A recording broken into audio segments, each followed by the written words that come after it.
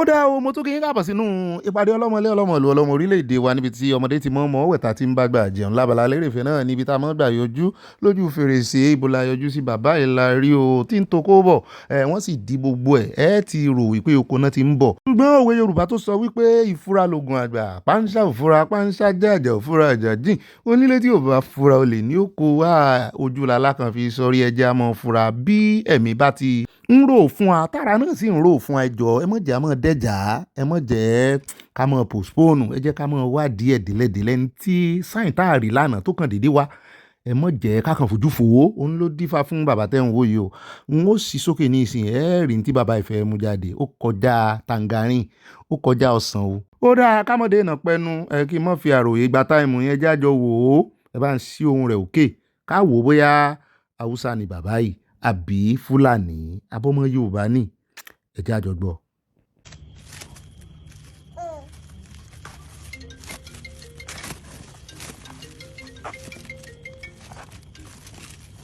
Na tare da kango ne. Da kun gama. Mun gama magana da shi. Da kun gama nan da su. Mun gama. Okay. No, continue. Okay. Okay, no.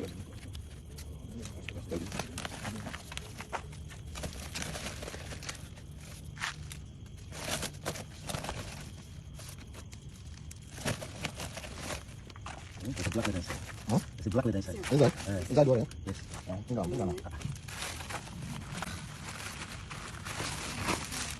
Bring down. Open the black leather. Bring down.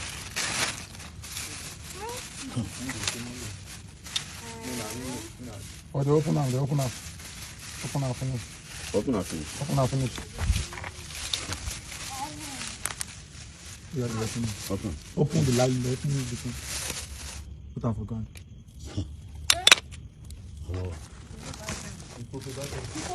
Pack everything. This ammunition.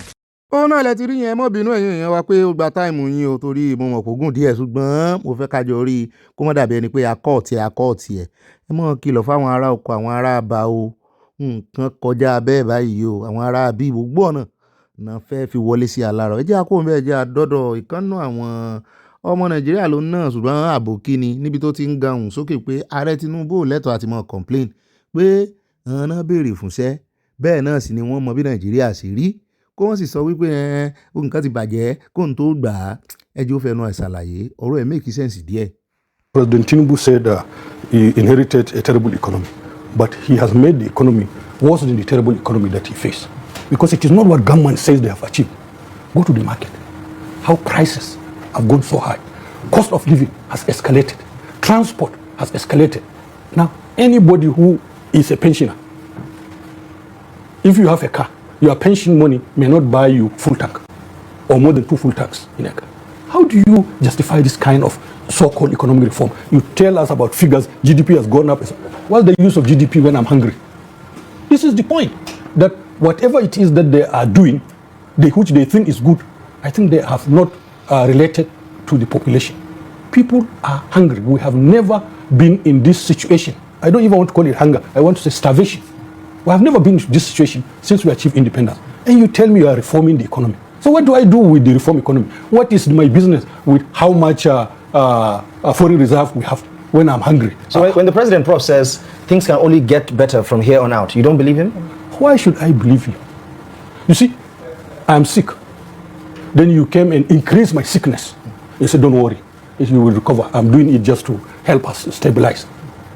You cannot, he has destroyed the economy. And then they are telling us that, it's temporary problem. You will overcome it.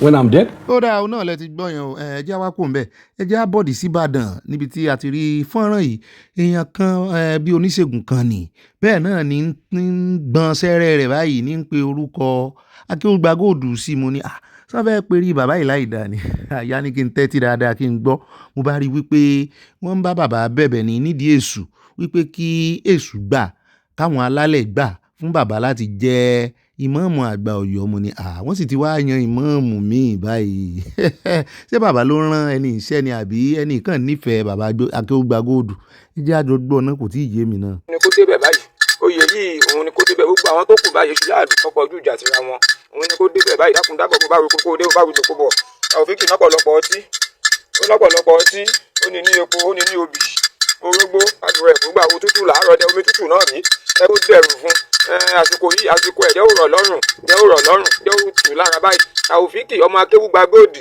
ìmọ̀ọ́mù Ọ̀yọ́ bá ní ṣe kádùrà ẹ̀kú gbà báyìí o omi tútù náà rí tútù làárọ̀ dẹ tútù làárọ̀ bàbà tútù làárọ̀ jí omi tútù nítorí bá bólú ọ̀tún màbà àárọ̀ tútù ṣẹ́gun àtùdùdún o àtún ẹran ẹ̀làsùdì ilé olúwẹ̀rí kì gbóná adẹ́sẹ̀ yípa ẹ̀rọ gọ̀gọ̀ sọ́lẹ̀ bó ń bá balẹ̀ jẹ́ onípa sówó bó ń nípa sọ́mọ dákun dábọ̀ ó fi èdè nù òkèlà kẹrin òkèlà kẹfọ̀n lókè lọ́sọmọ rí odó adéábọ́lá ń rewájú ọmọ abọ́lá gbẹrẹgẹdẹ lókun òkèrè lọ́la àwa ó máa lọ láwa ò ní rẹ̀yìn láàlú ògiri òkò orílẹ̀ oríta ọ̀bẹ́lẹ́kún sunkún láàrú yẹ̀bùrà tí ń jẹ́ látọ́ pa Taofiki bániṣẹ́ ọmọ akéwúgba góòdù ìmọ̀ọ́mù nílùú Ọ̀yọ́ bániṣẹ́ kádùrà ẹ̀kọ́ gbà ó oyè yìí òun ni kó débẹ̀ báyìí ẹ lọ tì lẹ́yìn báyìí ẹ má tì lójú bániṣẹ́ o kádùrà ẹ̀kọ́ gbà ó bániṣẹ́ o kó má rí wàhálà kó má rí dààmú báyìí bániṣẹ́ ẹ̀rọ wá o. Ṣẹ́gun ọ̀tá bániṣẹ́ Taofiki bániṣẹ́ ọmọ. ẹ wo ẹ má bínú jàre ẹ̀yin èèyàn mi mo ti wòran lọ mo ti gbàgbéra mo rò pé mò ń wo fíìmù ni fíìmù tá a máa ń wò ni mo rò pé à ń wò ṣùgbọ́n ọ̀rọ̀ ìpín yẹlẹyẹlẹ wò àyà ló wá ń ta mí lólobó gbé ọ̀gá mi iṣẹ́ ẹ̀ mọ́ iye àwọn èèyàn tó fẹ́ràn yín náà lórí ìkànnì pé ìmí ẹlẹ́sìn ìbílẹ̀ ni n tó bá sì ń sìn náà ni ó fi gbàdúrà fún yín mo lóòótọ́ ni ṣùgbọ́n ìpè ń jẹyọ nínú ọ̀rọ̀ bàbá yìí èwo ni kí àwọn tọ́jọ́ ń dupò kan kọjú ìjà síra wọn kí ló le tó bá bẹ́ẹ̀ bá ṣàdúrà fún yẹn ṣàdúrà fún ṣùgbọ́n ó ní ibi tó wá léwu sí náà ni wípé àwọn mùsùlùmí tán bá rí wọ́n lè rò pé bàbá gba góòdù ló bẹ ẹni yẹn lọ́wẹ̀ wọ́n bá tiẹ̀ wá bẹ̀ lọ́wẹ̀ náà só lẹ́tọ̀ọ́ kíru babaláwo yẹn náà àbò oníṣègùn láàpẹ̀ yẹn só lẹ́tọ̀ọ́ kan gbé kámẹ́rà sí orí èṣù tán bá tiẹ̀ wá gbé kámẹ́rà ti àwọn alálẹ̀ só lẹ́tọ̀ọ́ kan tún post ẹ̀ síta àbí irú èèyàn wo rè bọ́n bá wá bẹ̀yìn iṣẹ́ náà tẹ́ ẹ wá mọ̀ọ́mọ̀ fínúfíndọ̀ ṣàdúrà fún wọn tẹ́ ẹ gbowó àdúrà tẹ́ ẹ fẹ́ kàn débẹ̀ torí bóyá ẹ láìkì wọn ẹ lè jẹ́ kan náà àwọn fáǹsì wọn só wá lẹ́tọ̀ọ́ kẹ́ ẹ ṣe tí ó mú kí àwọn ẹlẹ́sìn wọn kan fi wò wípé eléyìí ò lè débẹ̀ lóòótọ́ bó tiẹ̀ jẹ́ wípé ẹni tí yóò joyè ti joyè náà ẹ ó ti já mọ́ èèyàn kan lọ́wọ́ ṣùgbọ́n wọ́n ní nínú ire ni bí wà wọ́n ní nínú ibi náà ire wà ń bẹ̀ mo ní ẹ wo mi ò ní dá sọ̀rọ̀ wọn àdúrà lèmi gbọ́ tí bàbá yìí ń ṣe ó lè strange sí àwọn ẹlẹ́sìn méjì yòókù ti kìrìsìtẹ́nì àti mùsùlùmí ṣùgbọ́n lọ́dọ̀ àwọn oníṣẹ̀ṣe àwọn tìbílẹ̀ àdúrà ní í ṣe fẹ́ni ẹlẹ́ni àbí ó dà bẹ́ẹ̀ mi kìrìsìtẹ́nì ní ìsìn tí n bá bẹ̀rẹ̀ sí fi jésù gbàdúrà fún bàbá kéwúgba góòdù pé torí pé mo nífẹ̀ẹ́ wọn ìwọ ọlọ́run jésù jọ̀ọ́ jẹ́ kí bàbá yìí òun ni kó jẹ ìmáàmù àgbà lọ́yọ̀ọ́ tó ra fàlàáfíà ń bẹ́ẹ̀ torí bàbá yìí bí ṣe máa ń sọ̀rọ̀ ṣé ẹ sọ pé kò dáa náà ayé ọ̀rọ̀ rẹ ti yé mi jàre ẹni ẹlẹ́ni ń gbàdúrà lọ́nà tó mọ̀ ni kò ní nǹkan kan ṣe pé bóyá bàbá akéwúgba góòdù ló ràn àbó nǹkan ló ràn bó bá sì ràn náà àdúrà ló ràn rè gbà kò jù bá náà lọ ẹ jẹ́ àpò ń bẹ́ jàre amúròyìn kan wá fún yín lánàá fọ́nrán ti Saheed mo ti rántí rẹ̀ tó lọ sí ibìkan ní àárín gbùngbùn Èkó tán kó ẹbọ sórí ìta báyìí àwa náà fẹnu sí ọ̀rọ̀ yẹn ṣùgbọ́n ó ti wá gbègbèsẹ̀ lórí rẹ̀ báyìí wọ́n ló ti tọ àwọn oníṣẹ́ ìjọba lọ àwọn àjọ LASTMA wọ́n ló ní kán wá clear abẹ̀ wọ́n sì jọ lọ ọbẹ̀ náà ní bá a ṣe gbọ́ ṣùgbọ́n àwọn kan náà tún sọ̀rọ̀ tí àwọn náà lọ ọbẹ̀ tó jẹ́ bíi babaláwo tán sọ wípé àbòsí ni ọ̀gbẹ́ni yẹn ń ṣe kiri ó ti pẹ́ títí mọ́ tanu àbùkù bó níṣẹ̀ṣe ẹ gbọ́ ó dá ìjà àjọ wò káwò ó ṣe lọ. ẹ̀yin lè mọ̀ sí tẹ́ ìṣe pẹ̀lú èṣù yẹni òṣàlú ni kí ló jẹ́ òṣàlú ẹni èṣù n tí ò pẹ́ pọ̀lọ́mù n tẹ́ yìí ń bọ̀ bẹ́ẹ̀ tì mọ́ bẹ̀ yẹn àní ẹ má ṣòṣì yẹn ẹ má ṣòṣì yín bẹ̀ ẹ má fi títí ìjọba mo tà wí nìyẹn ẹ má fi títí ẹ má fi gbọ́ gbogbo tọ́nà gbogbo àwọn ọmọ wa ò lè kọjá òórùn rẹ̀ ń dá sí gbogbo àdúgbò gbogbo àwọn tó ṣe bísẹ̀sì wọn ń sá nínú àdúgbò gbogbo tó ṣe bísẹ̀sì ló wọ́n ń sá ẹ wò lọ ìjọba ti bá wọn kókó àwọn olórí burúkú mi ti fẹ́ máa gbé ilẹ̀ wá wò àwọn olórí burúkú mi wọ́n tún ti wá ń gbé mi síbi eléyìí tó ń gbé sí ìgbà yẹn sì kò sí kọ̀ọ̀kan tó ẹ̀mọ̀ ekú ti jẹ́ gbégbá ìgbé eku rẹ̀ wàá gbá yọ ọmọ bá oníbàjẹ́ ìgbé eku rẹ̀ nú ẹ̀ ìgbé eku fídíò ẹ̀ ìgbé eku òun rẹ̀ nú ẹ̀ wàá gbá yọ ọmọ bá wàá gbá ìgbé eku rẹ̀ lẹ́yìn ìgbé eku rẹ̀ nú ẹ̀ so kọ́ máa gbèsè tẹ́lẹ̀ bọ̀ ọ̀ṣà yín tẹ́lẹ̀ ṣe tuntun ẹ gbé sínú ọ̀dọ̀ yín bẹ̀ yẹn ẹ má fi ti sọ́pọ̀ àdúgbò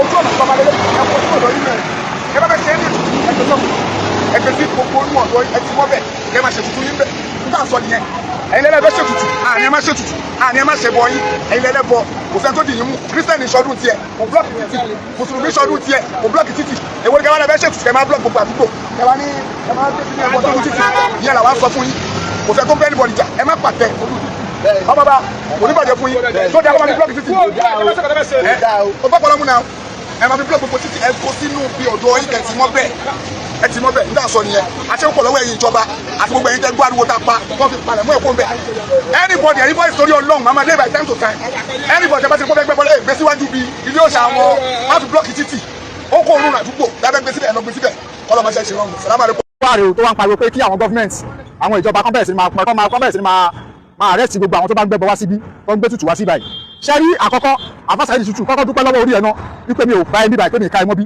ká ní mo bá ká ẹ mọ́ bí ni sọ pé mi àti àṣẹṣẹjọ máa ṣe fàǹfà ká ní mo bá ká ẹ mọ́ bí báyìí ni mo fi fábúra mo fi Ọlọ́run Olódùmarè mo fi búra wàá gbọ́ wẹ́wẹ́wẹ́ tó ti yẹ ṣẹ́rí èṣù ilé tẹ̀wé lọ́kàn yìí ilé yẹn ni ibẹ̀ ni èṣù wà ṣẹ́ ń gbọ́ mi èṣù ìlú ni wọ́n gbé síbẹ̀ ni ibẹ̀ àwọn àwòrò ṣàṣà àwọn amòye àwọn bàbá wa ni wọ́n ń gbé torí òun ni wọ́n ń gbé ètùtù tẹ̀wé yìí ni wọ́n ń gbélẹ̀ fún ṣẹ́ńgbọ́n mi sì ṣáàrí kò sí nǹkan tó bad nínú pé kí èèyàn kó máa ṣe ètùtù ṣẹ́ńgbọ́n mi sì pé kìí ṣe pé wọ́n dédé rí oríta kan lẹ̀ tí wọ́n dédé gbé sí oríta tó bá ń rí gbígbàdúrà ṣẹ́ńgbọ́n mi sì wọ́n ní máa gbé ètùtù yìí sí ibi oríta yìí ṣẹ́ńgbọ́n mi sì torí pé èṣù yìí ni wọ́n ń gbé fún kódà ṣọ́ọ̀ṣì kan wà ń bẹ̀ yẹn ní ẹ̀gbẹ́ ibi tí èṣù wà yìí wọ́n yìí máa rọra ó ṣeé ṣe kí aṣọ ṣọ́ọ̀ṣì yẹn ó dẹ̀ ṣe ṣe ká má ṣu ẹ̀ torí ìdí kan pàtàkì ṣẹ́gbọ́n mi sìn àwọn kò sí ẹni tó ń gbàdúrà nínú ṣọ́ọ̀ṣì yẹn tó kì í ní gbàdúrà gbogbo àwọn tó ń ṣètùtù yín fún tó ń gbé wá síwájú èṣù gbogbo náà lọ ní gbàdúrà títí kan àwọn ìyá tó máa bá wọn tún ibẹ̀ ṣe lẹ̀ ń wò yìí ṣẹ́gbọ́n mi sìn mo fi Ọlọ́run Olódùmarè búra mo ti sì fi ifá mo fi búra mo fi ọjọ́ tó máa pè mí nìkan nínú kòtò tó máa pè mí nìkan pẹ̀lú Ọlọ́run tó máa pè mí nìkan pẹ̀lú ìwà mi èmi àti ìyá yìí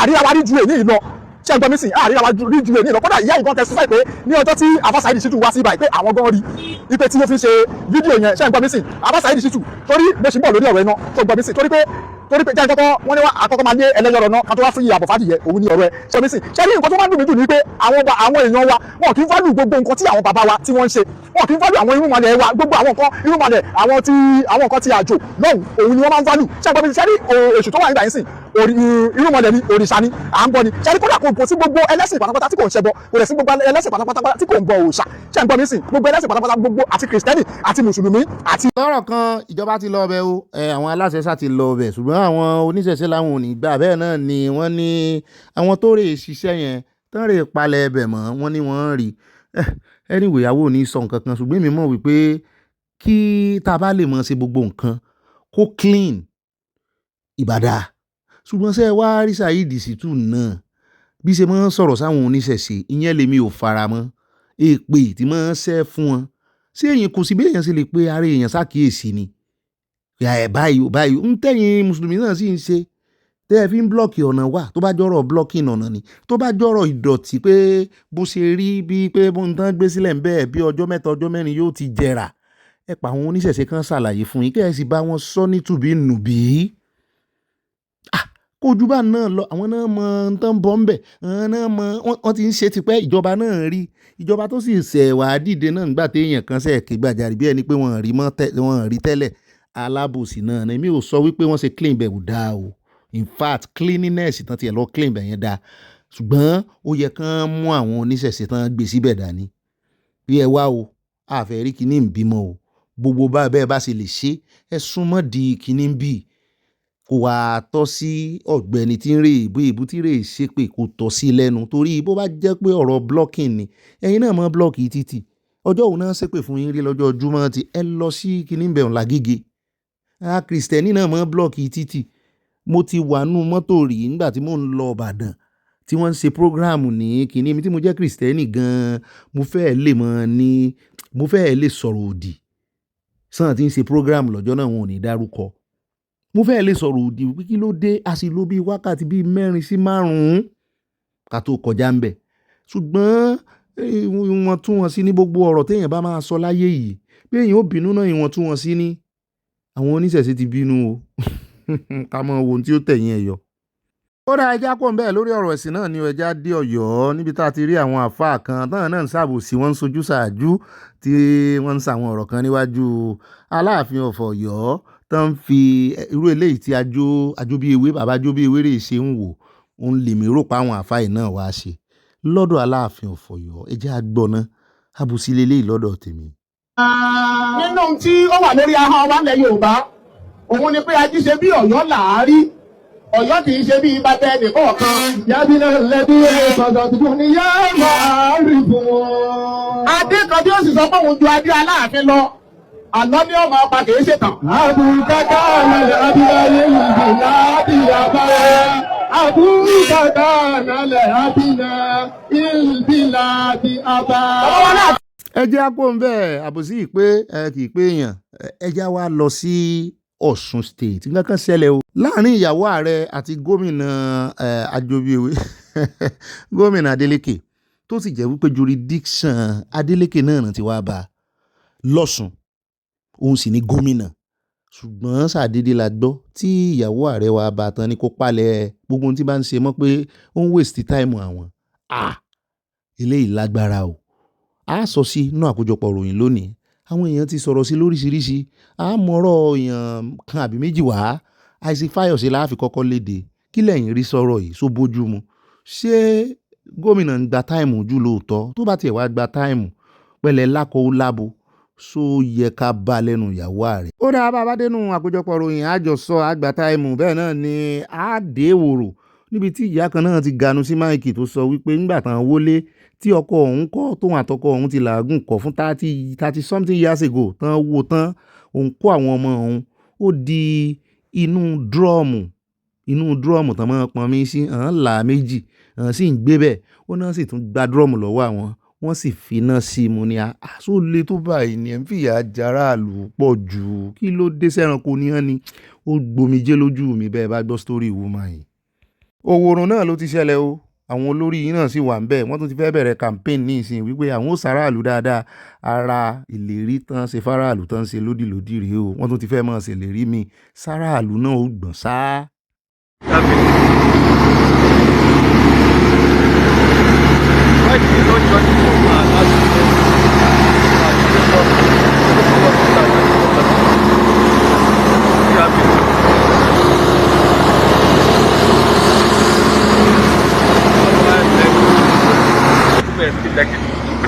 I confirm you copy my message.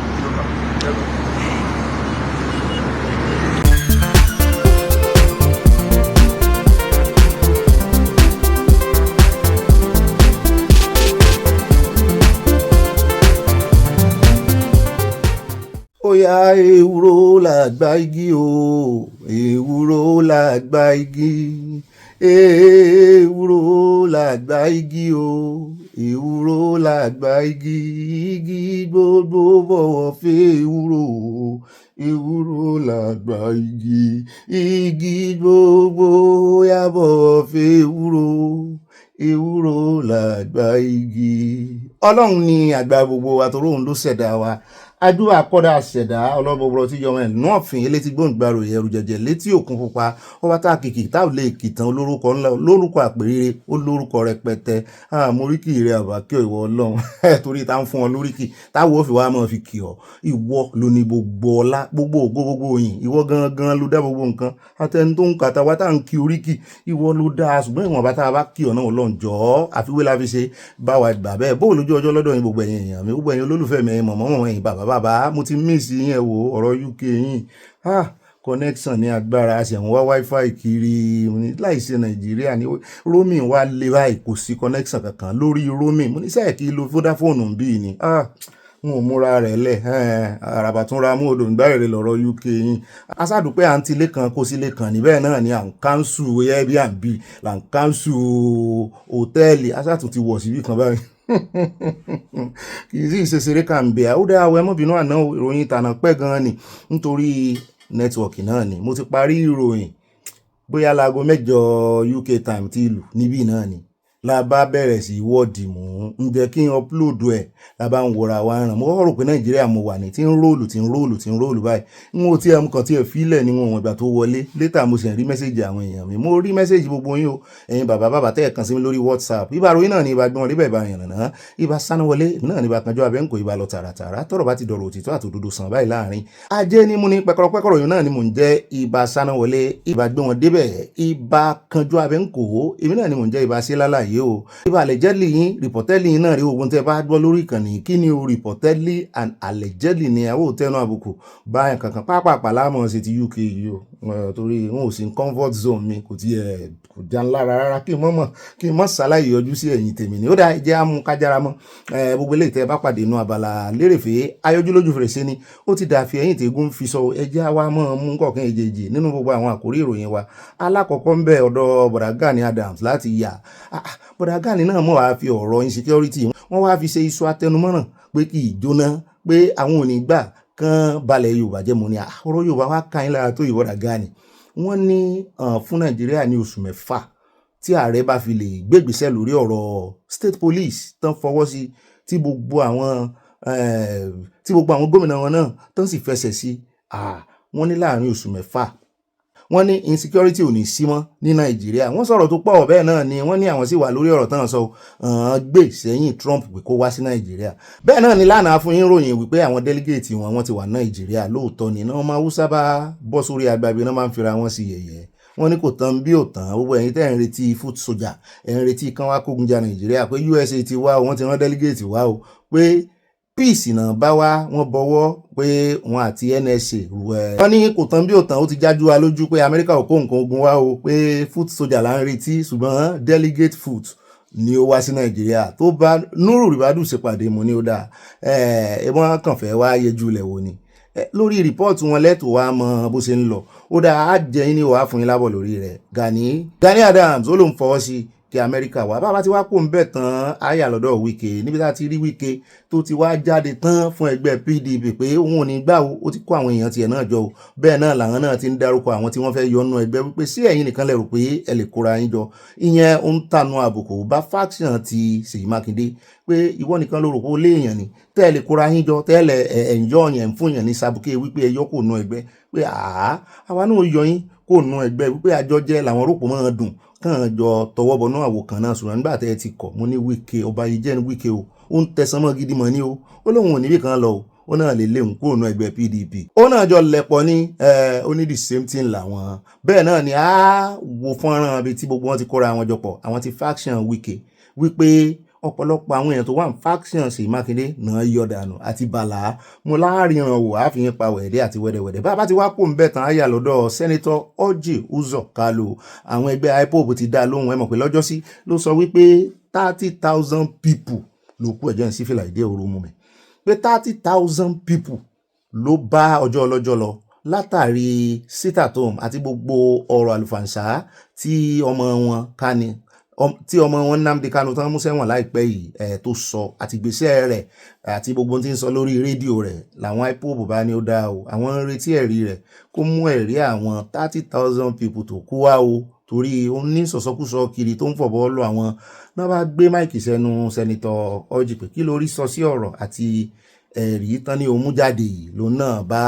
tẹ́pẹ́pẹ́ ọ̀rọ̀ mo rò pé kò ní rọ́rọ̀ sọ ni ó rọ́rọ̀ sọ bẹ́ẹ̀ náà ló ń kìlọ̀ fún wọn ó ní àwọn children yìí ó lẹ́yìn lẹ́ ń ba ayé jẹ́ òun àti Ojukwu jọ ń sùn lórí ibùsùn kan náà ni kó tó kú jọ ń ṣe wọléwọ̀de ni ebi ìyàwó Ojukwu wà láyé ẹ lọ bí bó ṣe ń sọ náà nù o wípé Ojukwu ò fọwọ́ sí Biafra mọ́ mo ní ẹ wò á pẹ̀ ń bẹ̀ díẹ̀ lọ́dọ̀ rẹ̀ gbogbo ọ̀rọ̀ tó sọ dàálẹ̀ bàbá tí wàá kó mẹ́ta àmẹ́nu lé ọ̀rọ̀ ìdìtẹ̀gbàjọba tó ṣẹlẹ̀ lánàá ní Republic of Benin àwọn kan ló ṣẹlẹ̀ àwọn kan ní ò ṣẹlẹ̀ oríṣiríṣi fọ́nrán là ń rí bẹ́ẹ̀ náà ni Minister of Interior wọn náà ganu sí máìkì ó gajú ara rẹ̀ sójú kámẹ́rà ó ní kò sí ní tó jọmọ bẹ́ẹ̀ náà la gbọ́ pé ìjọba Nàìjíríà náà wọ́n rán àwọn ọmọ ológun ojú òfurufú lọ bẹ̀ là ń rí aeroplane wọn aircraft wọn tí ń lọ tí ń bọ̀ bí ilẹ̀kẹ̀ ẹ̀dì bẹ́ẹ̀ náà ni wọ́n fẹsẹ̀ kan yà ní Gambia wọ́n ti dìtẹ̀gbàjọba ń Gambia already kì í sóni kì í sànà ṣùgbọ́n wọ́n ń wá wọ́n ṣe fẹ́ tọ́pù wọ́n ní wọ́n ti wá gbé àwọn ìgbìmọ̀ ológun dìde tó jẹ́ wípé àwọn náà máa rí sí bọ́n ṣe máa yọ arábìnrin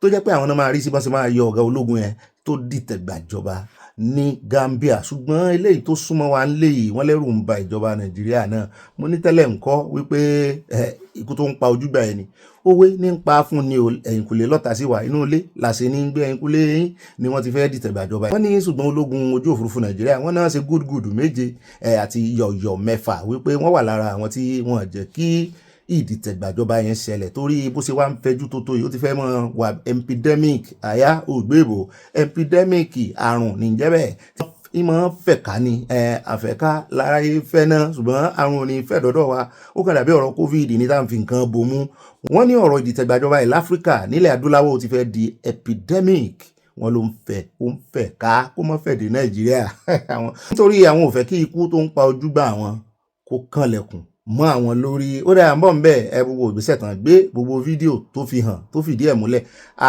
lò lónìí bẹ́ẹ̀ náà ni bàbá kò ń bẹ̀ tán á sàríyà lọ́dọ̀ Ọ̀gbẹ́ni Sátánì Sokoto ó náà lóun ráàyè báyìí ó ti wá dá gbogbo ọmọ Nàìjíríà pàápàá jùlọ ó lóun gbọ́ wọn ọmọ Nàìjíríà kan l'Amẹ́ríkà náà kóra wọn jọpọ̀ náà rè fẹjọ́ ọ̀hún sùn Trump àti àwọn congressmen tó fi wá dífá pé àwọn yẹn wá ń fọwọ́ lálẹ̀ fóun wọn náà fẹ́ proscribe caliphate odidi caliphate pé ẹ̀rọ ògùn ẹ̀ sí o ó lóun lésì fún yín o ló ti ẹ̀dá abẹ́ àwa náà ti ń retí èsì mú àmọ́ kó ráàyè àyè wá dá bàbá ti wá kó ń bẹ̀ tán á wà yà nínú ìròyìn tí ó mọ̀ tẹ́lẹ̀ ànípẹ́ àti fẹ́ẹ́ ṣe tán náà lórí àwọn àkórí ìròyìn ẹ jẹ́ àyà lọ́dọ̀ ọ̀rẹ́ mi Bright níbi tó ti fi ọmọ kan hàn wá ọmọ ọdún mọ́kàndínlógún tán ní ń jalè ń ṣàfọ́rámu ní youthful exuberance ni wọ́n lélẹ̀ ìkọjá abẹ́ o wọ́n ní bẹ́ẹ̀ bá mọ iye dọ́là tán kó lọ́wọ́ rẹ̀ mo ní ó bá ti jọ́ rẹ̀ mi Bright ló gbé wá àjọ gbọ́ ẹ bá ń pè gbogbo àwọn ọmọ yìí kan wá fọ̀rọ̀ yìí kan fi sàríkọ́gbọ́n àníríì jù báyìí lọ nínú gbogbo àwọn àkórí ìròyìn wa torí àfẹ́ dènà pẹ̀lú rárá àfẹ́ pẹ́ lórí ẹ̀jẹ̀ àmọ́ catapult sínú abala tí wọ́n mọ̀ tẹ̀lé Abala Sanawole ẹ̀sìn cheese ẹ̀sìn musin olóòṣà ẹ̀wù ẹ̀yẹ ó yà UK láwa ọ̀rọ̀ UK sú mi Abala Sanawole mọ́ọ̀mí ibà àyàpè ṣe ti rẹ́dì ó yà ó àfi ẹni mo ti fast jù mo fẹ́ ṣe pápá ní kí n mọ́sálẹ̀ ìyọjú sí yín ni èmi gan fẹ́ rẹ́sẹ̀ rí pójú mi gan bedroom face ni mo gbé wá èmi gan fẹ́ rẹ́sì dáadáa ó yá ẹ̀jẹ̀ àwẹ̀yẹ àfi pàkà àrùn tí ṣe mú sí àbúdá aláàyè pé wọ́n wẹlẹ́ hà mí náà ó yẹ ẹjẹ́ ṣe mú sí ẹsẹ̀ olóòṣà sínú ẹsẹ̀ ẹgbẹ́borùn kan sí ẹsẹ̀ wẹ̀dẹ̀ àfipàkà ó ti tó bá ná ọlọ́run ní bayọ̀ wá jẹ́ inú mi wọ́n lò tí bá ti wà láàrin yẹn jẹ́ wá lọ tààràtàrà sí ìpínlẹ̀ Kánò níbi tá a ti gbọ́ tán sọ wípé Ọ̀gbẹ́ni Ganduje wọn lòun náà ti ń kó àwọn èèyàn jọ mo ní kì í sóun nìkan á gbọ́ wípé ẹni tó jẹ́ gómìnà wọn nípínlẹ̀ Kánò gan ní ìsìn pé wọ́n ló ti institute àwọn 4,000 people àwọn ẹgbẹ́ àfàdúrà jagun mùsùlùmí mo léwo wá tún ní ti Ganduje kí ló kàn bẹ́ẹ̀ wọ́n ní ti Ganduje yìí wọ́n láwọn ọlọ́pàá ṣẹ̀ríà ni mo ní nínú ariwo tó pọ̀ yìí náà pé wọn fẹ́ rí sàrí àwọn Nàìjíríà lẹ́yìn tó lọ ń kó àwọn ọmọ jọ wọ́n ní kan wá mọ́ gba fọ́ọ̀mù a new commission independent isba wọ́n ní kì í ṣe tìjọba sàríà fisabila IHF ṣe rí àwọn ará bí ṣe é ṣe pé wọ́n ń dọ́gbọ́n kó àwọn ọmọ ológun terrorist ìjọ ẹ sì mọ̀ wípé ìkànnù wọn náà lẹ̀ Yorùbá ajá olúwo náà ti ní káwọn ọmọ rẹ̀ mọ́ kọ́bọ̀n òun lélẹ̀ báyìí o IHF náà porúkọ wọn independent isba fisabilai of Ganduje set to kickstart across Kano and will soon be unveiled in other states wọ́n ní kì í ṣe Kano nìkan làwọn ò ti dúró this is another effort to clean our street from quacks thanks to Sharia law their form is out for interested applicants wọ́n ní káwọn ọmọ wa mọ̀ gbà á ọmọ Haúsá nìkan ọmọ Fúlàní nìkan náà gbà bẹ́ẹ̀ eléyìí lágbára àwọn ará bí wọn jẹ́ kó gun omi o a ṣe ń gbìyànjú ká jèkúrú kó tán lábọ́ àwọn náà tún gbọ́n owó ẹ̀ sáwò wọn fẹ́ gbà ibẹ̀ náà látún ti wá gbọ́ wọn lẹ́nu tó jẹ́ gómìnà gangan ẹ̀ mọ̀ pé former gómìnà òun ni Ganduje eléyìí tó jẹ́ gọ́vnọ̀ gangan báyìí wọ́n ní 4,444 Quran reciters àwọn tó lè ha Quran sórí láti ìbẹ̀rẹ̀ dópin wọ́n náà believe nínú wọn pé àdúrà àwọn gbà tán bá gbàdúrà sí Allah wípé together wọ́n ti kó wọn jọ láti dojú ogun ẹ̀mí kọbanditri mo ní ò gbọ́rí àfàdúrà àjagun 4,444 yóò nítumọ̀ fígọ̀ yẹn ó nítumọ̀ 4,444 ó dáa wọ́n ní báwọn bá jákulẹ̀ inú ara àwọn ò fẹ́ jákulẹ̀ nínú ẹ̀mí ó dáa mo ní afitóyin létí ni ẹ̀yin náà nílẹ̀ Yorùbá ẹ kó ẹgbẹ́ àfàdúrà jagunjọ o ẹ jẹ́ àkóńbẹ ẹja wá débàdàn lọ́dọ̀ Olúbàdàn níbi tí wọ́n ti fi já wa ń tàn mọ́ tán ṣẹ̀wá ń gbẹ́rẹ́ pàkọ́ wípé Olúbàdàn urges vigilance in Yorùbá land over insecurity mo ní bàbá sẹ́ẹ̀ sọjí wípé insecurity wà Nàìjíríà ni wọ́n ní ojú lalákan fi sọrí kóníkálukú kó máa sọ agbègbè rẹ̀ o pé ẹni tó bá sọ́ra rẹ̀ lọ́lọ́mọ ń sọ ó dà akànyà lọ́dọ̀ tí hàn ní ẹjá kò ń bẹ ẹjá wá yà nínú ìròyìn tí ó máa tẹ̀lé o ẹjá dé ọ̀dọ̀ arábìnrin kan tí wọ́n ní wọ́n wọlé ó wà lára àwọn tán wọlé mọ́ lórí ní Òwòrò Nsòkè ó nígbà tán sì ti wọlé òun àtàwọn ọmọ òun ti gba kámú àwọn ti kú ń bẹ ṣùgbọ́n ibi táwọn tún wá bọ́ sí lẹ́gbẹ̀ẹ́ kan tán rí táǹkì kan ń bẹ táǹkì omi náà bá kẹ́rù àwọn ọbẹ̀ mú nínú táǹkì omi lẹ̀ ń gbé ó ní bẹ́ẹ̀ ni náà bá kẹ́rù àwọn síbẹ̀ ìwọ̀n bá ẹrù tán ní náà bá ọ̀rá ń gbé bẹ̀rẹ̀ làwọn ń forí kọ́ sùn sí ó ní làwọn ará bíbá tó dé ó náà tún ti juná sí táǹkì mọ́ ni ó mọ̀ wá ga báyìí o ẹni agbọ́ lẹ́nu rẹ̀ ẹ bá ń tẹ̀sí ilé abẹ́rẹ́ agbọ́ lẹ́nu rẹ̀. Let me ask, Madam Omalayo. I mean, this is quite emotional, and I can imagine what you've been going through. Is it true that compensation has been paid? We had a commissioner in Lagos State on Channels TV over the weekend who said that compensation had been paid to some people. Have you received that? Do you know anyone who has received it? What they did was that before our own site demolition, we saw them giving some people 200,000, 300,000, and they were giving it to the indigene of Uroshoki. Even most of the people that collect those 200, they don't have house at Oro. They are indigenes of Oro. They went to our house to go and collect it. But since we are not told that they are coming to our area, and even if they want to demolish our house, is it 200 that will carry us? I go to anywhere I'm going with my children now. I can't leave them. We stay inside this tank, and they came there to burn it. You were staying in a tank? Yes. When you mean tank, like a water tank? Like water tank. Some of us cut the tank. They were sleeping inside. Okay. Some of them put clothes and they came there to burn those things again. So where do you stay now? Where are you sleeping now? No, we are just staying around. Some people sleep on the street. Anywhere we see, we sleep. What I'm begging, if it is Lagos State that do this thing, they should come. They should please help us. We are not goats. We are not animals. They should have pity on us. This is too much. There are some people there that they have stroke, that they cannot even stand, that we used to carry them. With the little I see, I feed them. I was with them yesterday. They were all crying. There's nothing we can do. They should please have mercy on us. And we are pleading to good people of Lagos. If there's anybody that have house that is free to keep us, we are ready. Because there are some of us that did not have any hope. There are some of us that did not have any hope. Of where are they going? And they did not collect any money. Those people that they are indigenous that collect the 200,000, some of them are still with us. Some policemen came in the night and they said we should pack our things out. I said that if government will demolish us, at least they will have mark or give us paper or come to tell us. It's not that they will come around 10 in the night and say very early in the morning you should pack your things. And we were even thinking they were joking, but they came very early, around 6 a.m. I'm a widow. That day make it, my husband died July 26th. So it what was year? This year. Okay. So I was still in my black when they came. They met me upstairs. I sat there. I said they should demolish me with the house because there's nothing that they bring for us. They did not tell us anything. And I've been in that place for over 35 years. And that is my house you are looking at. It's upstairs. So, and there's church downstairs. We gathered about 200 children there that we are training free.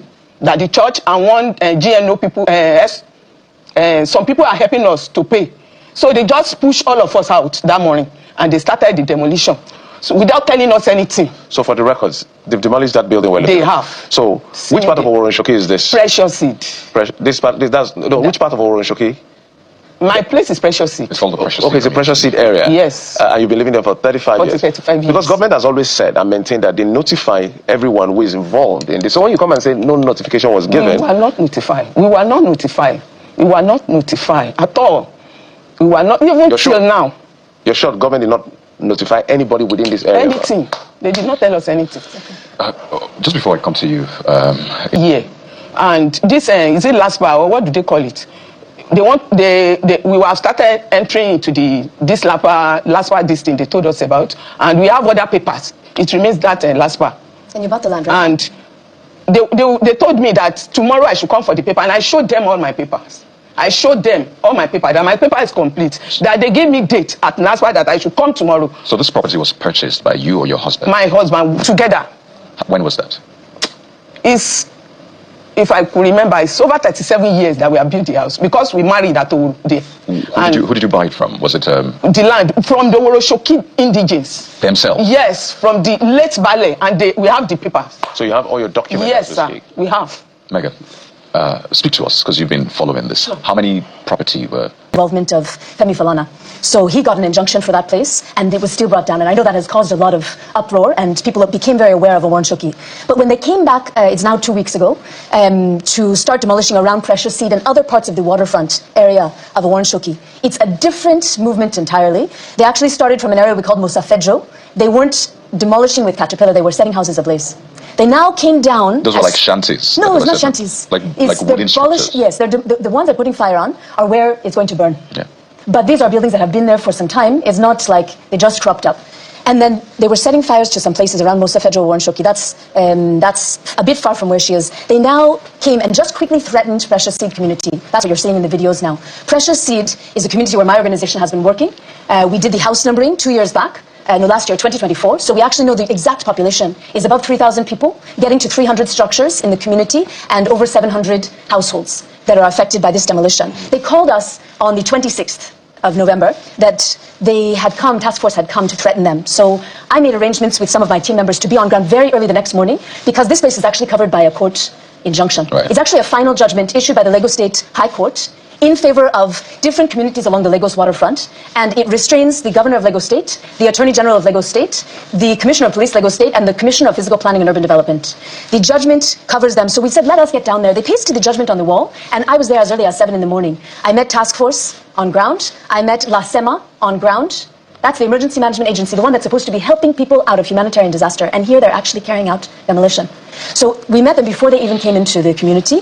I took the judgment. I approached, since I'm a human rights lawyer, I was ready to approach them. I spoke to each officer on ground. I asked them where they're coming from. They said from Lagos State, that if I have anything, I should call the Commissioner of Police. But I said, look, let me just make you, each and every one of you who's on ground, aware of this injunction.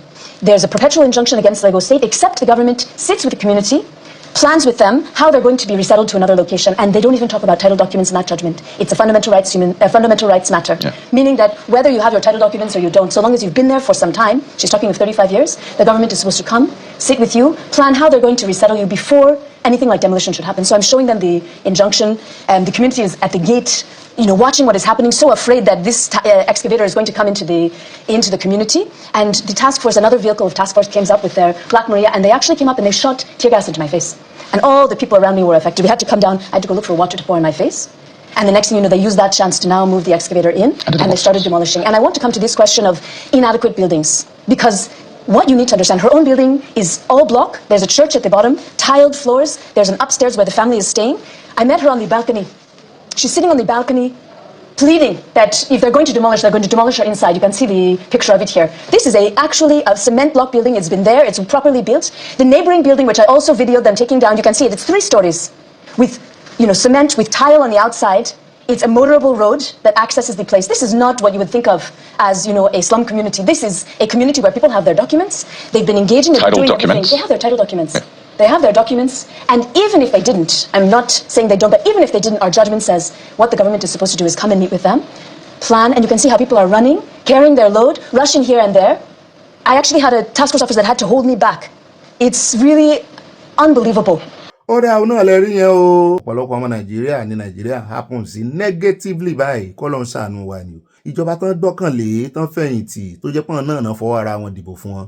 Ìjọba ń bojú wọn jẹ níjọba ò tiẹ̀ ràn wọn. Ó tún dìgbà dìbò míì kan tún tó rojú wọn ńlẹ̀. Tó bá tún fi 5,000 kan bẹ̀ wọ́n. Wọn náà ó sì tẹ̀wọ́ gbà á. Wọ́n fi ìyà jẹ wọn lórí ẹ̀tọ́ wọn. Wọ́n tún ju ìrún dàálẹ̀ fún wọn. Mo ló lágbára bí afiniṣẹ̀sín. Aninilára wọ́n sì mọ́ sí èèyàn nù. Ọlọ́run ní jẹ́ kó sọ́wọ́ wọn.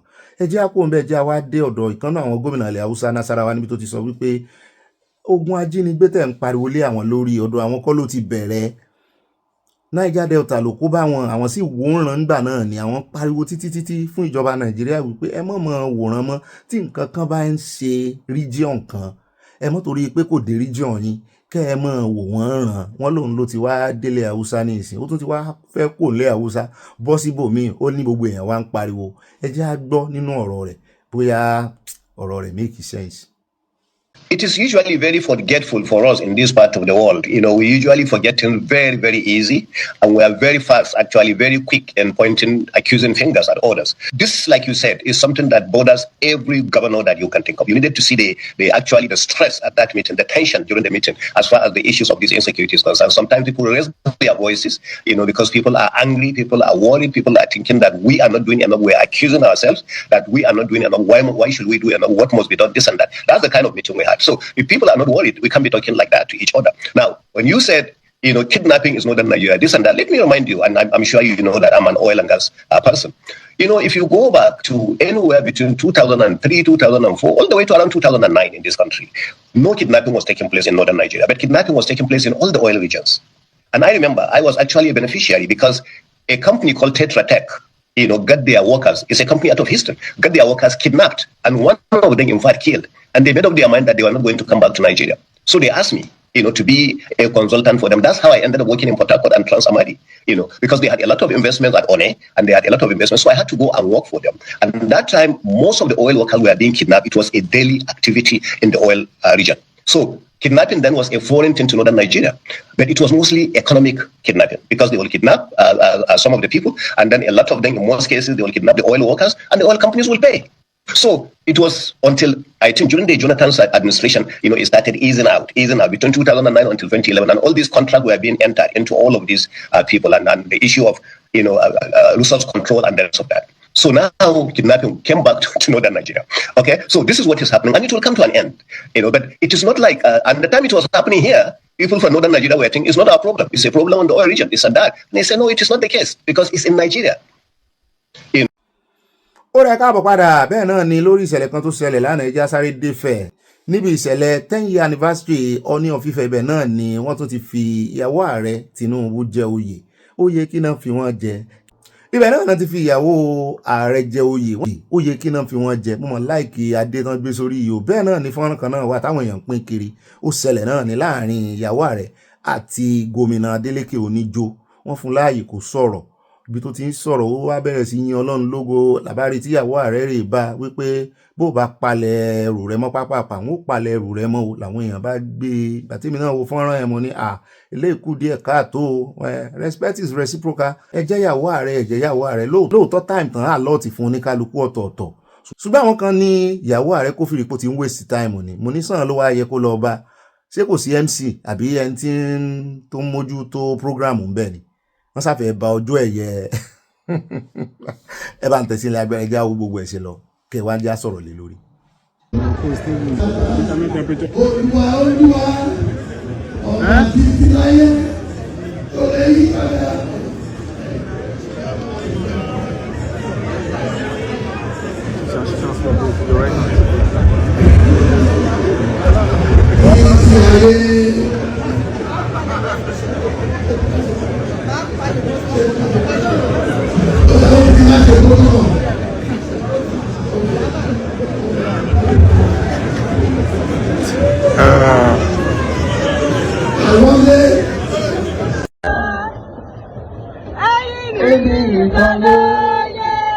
Ìwọ lọ́lọ́run ní, ìwọ ẹlẹ́dàá ní, ọba àwọn ọba, Olúwa, ọba títí láyé tó lè yí padà. Ibẹ̀ ìmọ̀lẹ̀ bá tẹ rí ìjìyà.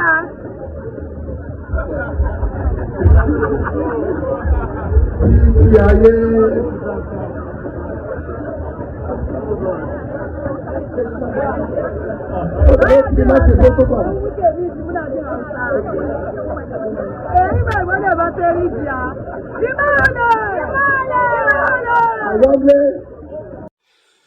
Ó rẹ káàbọ̀ padà ẹjẹ́ kó lọ́dọ̀ tí wọ́n tẹ̀ síra wọn lójú, ṣùgbọ́n àwọn èèyàn wọ́n sọ̀rọ̀ sí àwa rẹ̀ gan. Wọ́n ní kò yẹ kán wọ́ra wọn nílẹ̀ tó yẹn pé ẹlòmíì bóyá bí MC master of ceremony wọ́n lòun ló yẹ kó sọ̀rọ̀. Àwọn kan ní Ọ̀gbẹ́ni Adeleke náà ti máa waste time jù pé tán bá fún láàyè ń bẹ̀ ó lè máa jó pé ṣé kò rí àwọn dignitaries tó wà ń bẹ̀ ni. Wọ́n náà ń pè ní àbí fúnra ẹ̀ òun náà ò palẹ̀ fún rẹ̀ mọ́. Mo ní ó kọjá bẹ́ẹ̀, politics náà jọ ń play fúnra wọn, wọ́n ti níra wọn sínú ni. Ìyàwó ààrẹ ò lè mú mọ́ra ni, kò dáa bẹ́ẹ̀, ó yẹ kán láàmú mọ́ra. Nítorí ọ̀rọ̀ kíní wà ńlẹ̀, ọ̀rọ̀ local government autonomy wà ńlẹ̀. tílé ẹjọ́ da ẹjọ́ nù ọ̀rọ̀ tí ò rí inú ẹgbẹ́ wọ̀ ní ìsìn kò tí ì rí ẹgbẹ́ òṣèlú tí ó lò láti fi ṣe gubernatorial kìíní rẹ̀ kò tí ì rí ẹgbẹ́ òṣèlú tí ó lò tí ó fi díje báyìí ó fẹ́ wọnú ẹgbẹ́ APC wọn gbà fún so ó dàbí pé ìjà kan ti wà ńlẹ̀ wọ́n kàn tóra wọn ta lójú ara yìí ní ẹjẹ́ àkóńbẹ́ ẹjẹ́ adé ọ̀dọ̀ àjọ CAN ìyẹn Christian Association of Nigeria níbi tí wọ́n ní wípé àwọn ti gbọ́ wípé wọ́n dóòlà ẹ̀mí àwọn ọmọ tán jí gbé lọ 100 wọn ṣùgbọ́n àwọn ò tí ì confam wọn o pé àwọn ń dúró káwọn lè ṣe confirmation yẹn mọ́ láti rí picture wọn ṣé kò sí picture wọn lóòótọ́ ni àti fídíò wọn ó yà á rí wọn lóòótọ́. Your Excellency, the Governor of the United States, distinguished senators and president, members of the House of Representatives, our traditional rulers here present, South Chiefs here present, our brothers from the CAN, they are here, the parents of these children here too, members of my cabinet, members of the press, distinguished ladies and gentlemen, good evening. Today is fundamental and very, very important. Can we step back a bit? Redefining the history of this state. We want to thank Mr. President for giving us all the necessary input to rescue this children. I want to thank the NSA and every other person that has been responsible in the recovery of these children. I want to thank the development partners here, the UNICEF and others also. Thank you all. And for those that have been praying, continue to pray. We wish to recover the remaining students that are still in captivity, and by the grace of God, in a very short time from now, we are going to recover them, inshallah. I want to reassure parents and guardians of these children that will be safely delivered to them very, very soon. We have called on medical health workers to come and look at them, they will be checked properly, and before taking them back to the parents. We are working closely with CAN to make sure that they are safely returned back home. Let me thank you, everybody, for staying this just to receive this. It's very, very important that we all stay here to receive them. And I'm emotionally broken down because I saw their sizes, I saw their ages, you know, but it's not for today. Thank you, Allah bless you. I'm done. What are you not done?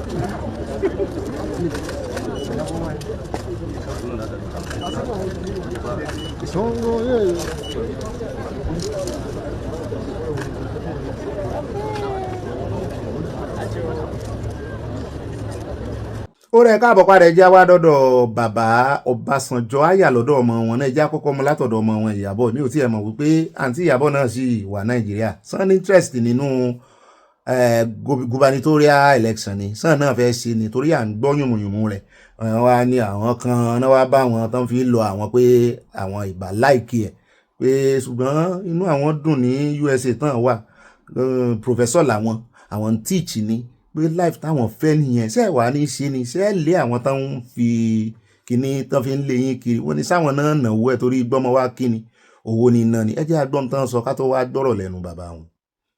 There's some people that have worked with me in the past that have come together to say this is who we like, we support this person. At first I told them to stop because I was like, I have a good life, I live in the US, I teach in the university, I have the life I want. But those same people, what people told me is that I should leave them alone. They're not asking me for money, they're not asking me for anything, they just want my permission to do what they need to do. And everybody said it's a sign of love and it's a sign that you did well. And that if you tell them to stop, it's like you are dampening their enthusiasm. So I have let them go on. Nobody can say I'm actively campaigning, I've not done anything, but they are moving on. I've given them permission to do whatever they feel they want to do, and that is it. I don't know because at this point, like I said, I've built a life for myself that I really like. I'm a professor. I teach. I love teaching. I love encouraging my students to reach to a higher level. What is more to life? And the reason people want me back is also what I'm doing in teaching. I like having people do better. I guide them in their life, and there's several people that in this Ogun State that I have helped to become who they are, and they appreciate it, and that is what is showing. For me, it is an example why people should do good in politics or wherever you find yourself. Because if you do good, people will see it, and they will come back and say, we want you for something. Whether that comes to anything is not in my hands, it's in their hands and in God's hands. Thank you very much. ó rẹ̀ káàbọ̀ padà òun náà lẹ ti gbọ́ yẹn já wá gbọ́rọ̀ lẹ́nu bàbá àwọn bàbá Ọbásanjọ́ níbi tí bàbá ti sọ pé àwọn ọmọ éèjì àwọn ọmọ ni bàbá ọmọ éèjì wọn àyà ní ọ̀pọ̀lọpọ̀ àwọn bàbá wa ọ̀pọ̀lọpọ̀ wọn mọ̀ wọ́n fi ìgbà àti àsìkò ìgbà náà àtàwọn ọ̀rẹ́ wọn náà máa fi díwọ̀n éèjì wọn ọ̀pọ̀lọpọ̀ ọmọ éèjì ẹ̀ gangan èmi ò ní sabuké mo ní mi náà rántí bá mi náà wọn rí sabuké wọn kàn bú éèjì kan fúnra wọn ni àti wípé wọ́n fi wo àwọn akẹgbẹ́ wọn tọ́jọ́ wà ní kíláàsì mo ní àìmọye akẹgbẹ́ tó jù yàn lọ sí kíláàsì láwà wọn fi wò ṣùgbọ́n lọ́rọ̀ kan wọ́n ṣàrántí táìmù tí wọ́n gbòmìnira àti ìṣẹ̀lẹ̀ tó ṣẹlẹ̀ before then gbogbo àwọn nǹkan tán fi ń wò náà nù ó yẹ kí technology kan lè wà tí ó mọ dictate age gangan wọ́n ló wà ó dáa o àwọn èèyàn ṣe wá ń parọ́ age tẹ́ bá tiẹ̀ dé àárín àwọn fútbọ́là kí ló wá mú ààrẹ Ọbásanjọ́ máa sọ ọ̀rọ̀ yìí tó rà sí ń retí irú ìdáhùn yìí gan lọ́dọ̀ olódòdẹ àbọ̀n náà ò rántí éèjì wọn ni ó yẹ kó lódò rẹ náà lè sọ éèjì wọn fún wa ṣùgbọ́n bàbá Ọbásanjọ́ ní gbogbo àwọn ọ̀rẹ́ àwọn tán jọ lọ skul wọ́n ní 9 wọ́n sì kù wọ́n ní gbẹgẹdẹ tán fi wo éèjì àwọn nù pé 90 kò sí èyí tó wà below 90 nínú àwọn akẹgbẹ́ àwọn náà bá mú 90 something pé iye táwọn ò jẹ náà nù ó yẹ kọ́kọ́ yà ń lẹ́nu ó ní I still don't know my age a jẹ́ pé bàbá ó bá fi kúrò láyé gan wọn ní rántí éèjì wọn nù o éèjì wọn náà wọ́n á fẹ́ kọ́ fún wọn official age bóun náà ṣe wá ṣe ìjọba náà ṣe president éèjì wo náà lò ó dáa o wọ́n ṣàṣò tó ń tiyan ẹjẹ́ àpò ń bẹ́ẹ̀ ẹjẹ́ àwa mọ̀ tẹ̀wájú ó dáa wà ní ìrìjú báyìí lọ nínú abala ti Sanawole ní pápá àpá ẹjẹ́ ń pa ìyá wọlé káyàwá gbọ́ adébẹ̀ nínú abala ẹ̀yìn olólùfẹ́ wa abala comment section àròjọ musolókun àyáwóyáwó gbéra ńlẹ̀ òdìdí o. nínú abala ẹ̀yìn olólùfẹ́ wa abala comment section tòní mọ́ mi lecturer mi Fatima Abubakar wọ́n ní good morning sir Bobby ibà ìfẹsowápọ̀ well done boss you are blessed in Jesus mighty name amen. Wọ́n tẹ love sí Amuri Star wọ́n ní kò sí nǹkan táwọn eléré ibú yìí ń fẹ́ láyé yìí lẹ́yìn kí wọ́n gba ilẹ̀ onílẹ̀ tó bá ṣe pé sàríà òdodo náà fẹ́ ṣe ǹjẹ́ wọ́n á máa pa àwọn mùsùlùmí kí ẹlẹ́dàá dáríjì mí wọ́n ní omi olè jìbìtì pamọ́lẹ́kúnjayé ni wọ́n fi dá wọn náà fi wẹ̀ wọ́n ṣùgbọ́n olúwa láàyè yóò gbèjà ìran Yorùbá láṣẹ Ọlọ́run àṣẹ́gun kò yí padà wọ́n ní lọ lùgáàdì tó so irun iwájú pọ̀ mọ́ tìpàkọ́ tó sọ Nàìjíríà papọ̀ ní túláàsì ti sọ pé onígbéraga nìran Ìgbò lórí ọ̀rọ̀ àṣàárí kò yẹ kó yà wá lẹ́nu kò sí bá ṣe bolo tí ò ní irun gbẹ́ ó máa ṣe ò sí ọ̀ wọ́n ṣe sí ọ̀ àṣàárí dòkúbọ̀. Mọ́ọ̀mí àárín adé wọ́n ní hello Mr. Bobby thank God for the much anticipated news is here the Lord is your strength ẹ kú iṣẹ́ o wọ́n tẹ lọ́ọ̀fù ẹ ṣáàmọ́ bínú. Àtìmáàmí mo jẹ́rìí yín wọ́n ní ibà àfipàkà ògo ní fún Ọlọ́run lókè ọ̀run ojú àwọn ènìyàn tí ń là nínú bọ́ndéèjì ẹ̀sìn àjèjì tí wọ́n fi ń kó wa lẹ́rú God bless àyà God bless ìdílé aláyọ̀ God bless CSI God bless bàbá wa Kíntóyè God bless Yorùbá nation. Bá mi fọlọ́run sọ́ta ní mọ̀lá wọ́n ní Ọ̀gbẹ́ni Bobby aago mélòó ní ìròyìn kò ṣeé má gbọ́n bẹ̀rẹ̀ ní Nàìjíríà time fún odidi ọjọ́ mẹ́ta mi ò sùn títí aago 2 òru 2 AM ẹ̀kú ètò Yorùbá nation not going back ẹ gbà mí bẹ́ẹ̀ ẹ jọ̀ọ́ ẹ mọ́ bínú sí mi kò ní rí bẹ́ẹ̀ lónìí. Wọ́n ní Wike tó da ẹgbẹ́ PDP rú pátápátá ẹ jẹ́ ká máa wo ìgbẹ̀yìn yóò burú ju ti Fáráò lọ ìyẹn ti Wike náà Wike ò fẹ́ gbà o. Bẹ́ẹ̀ náà ni at Jimmy Yao wọ́n ní God forbid bad things no Sharia law and stop using religion as an excuse. Bẹ́ẹ̀ náà ni at Adelaja George wọ́n ní Jonathan give you money ìyẹn wọ́n ń bá Ọ̀gbẹ́ni Àṣàrí Dòkúbọ̀ wí. Wọ́n ní ransom money wọ́n define ẹ̀ délẹ̀.